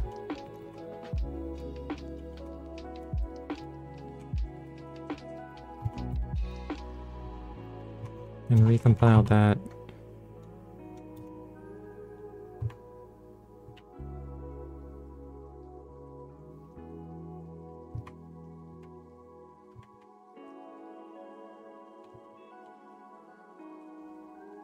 Okay.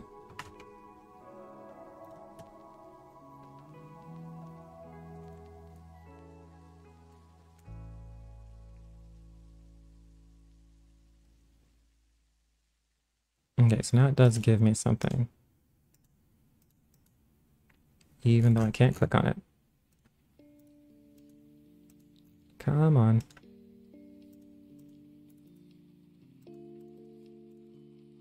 It won't let me save it to a variable, which is annoying. But I should be able to... I think this is supposed to be a list.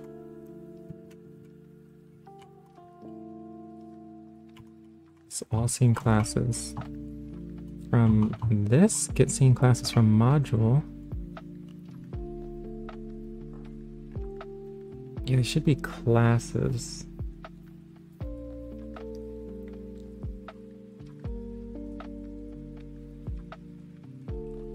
Where is this used, actually?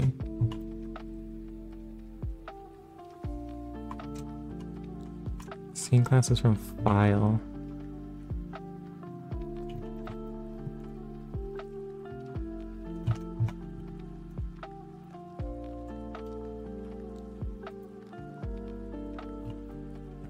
god.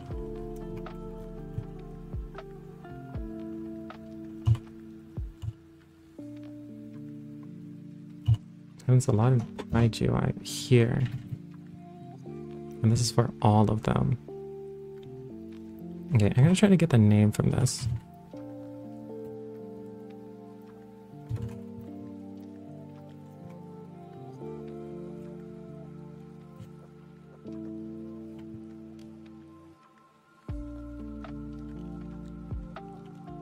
Yeah.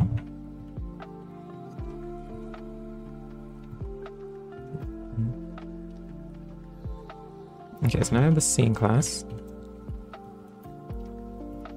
If I do this dot underscore name. Oh, that was easy.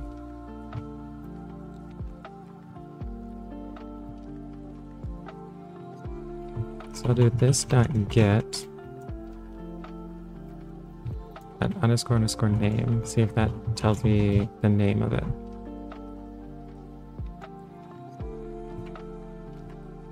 And I want to take out that IPDB while I can.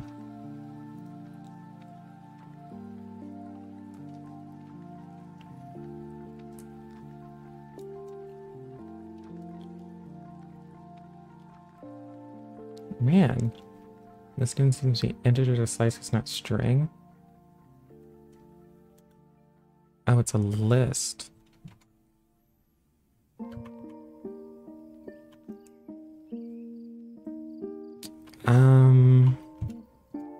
Okay, so I want to do, I guess, dot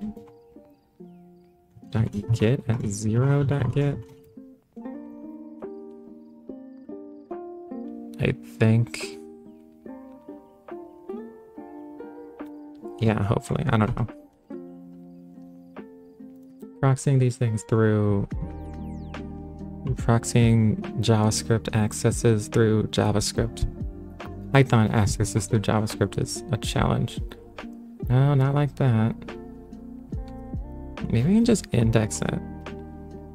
No, but I don't think so.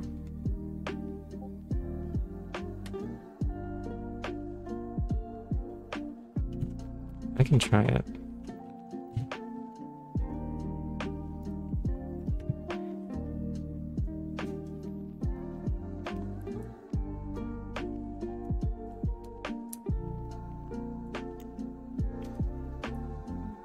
Okay, well, that didn't work either. Okay, that's fine. I've been going for a little over 2 hours, so I'm gonna take a break here. Although I'm probably gonna keep working on either this or maybe some shader stuff. But I gotta take a break first. Alright, it's been a fun stream. And thanks everyone for watching who did.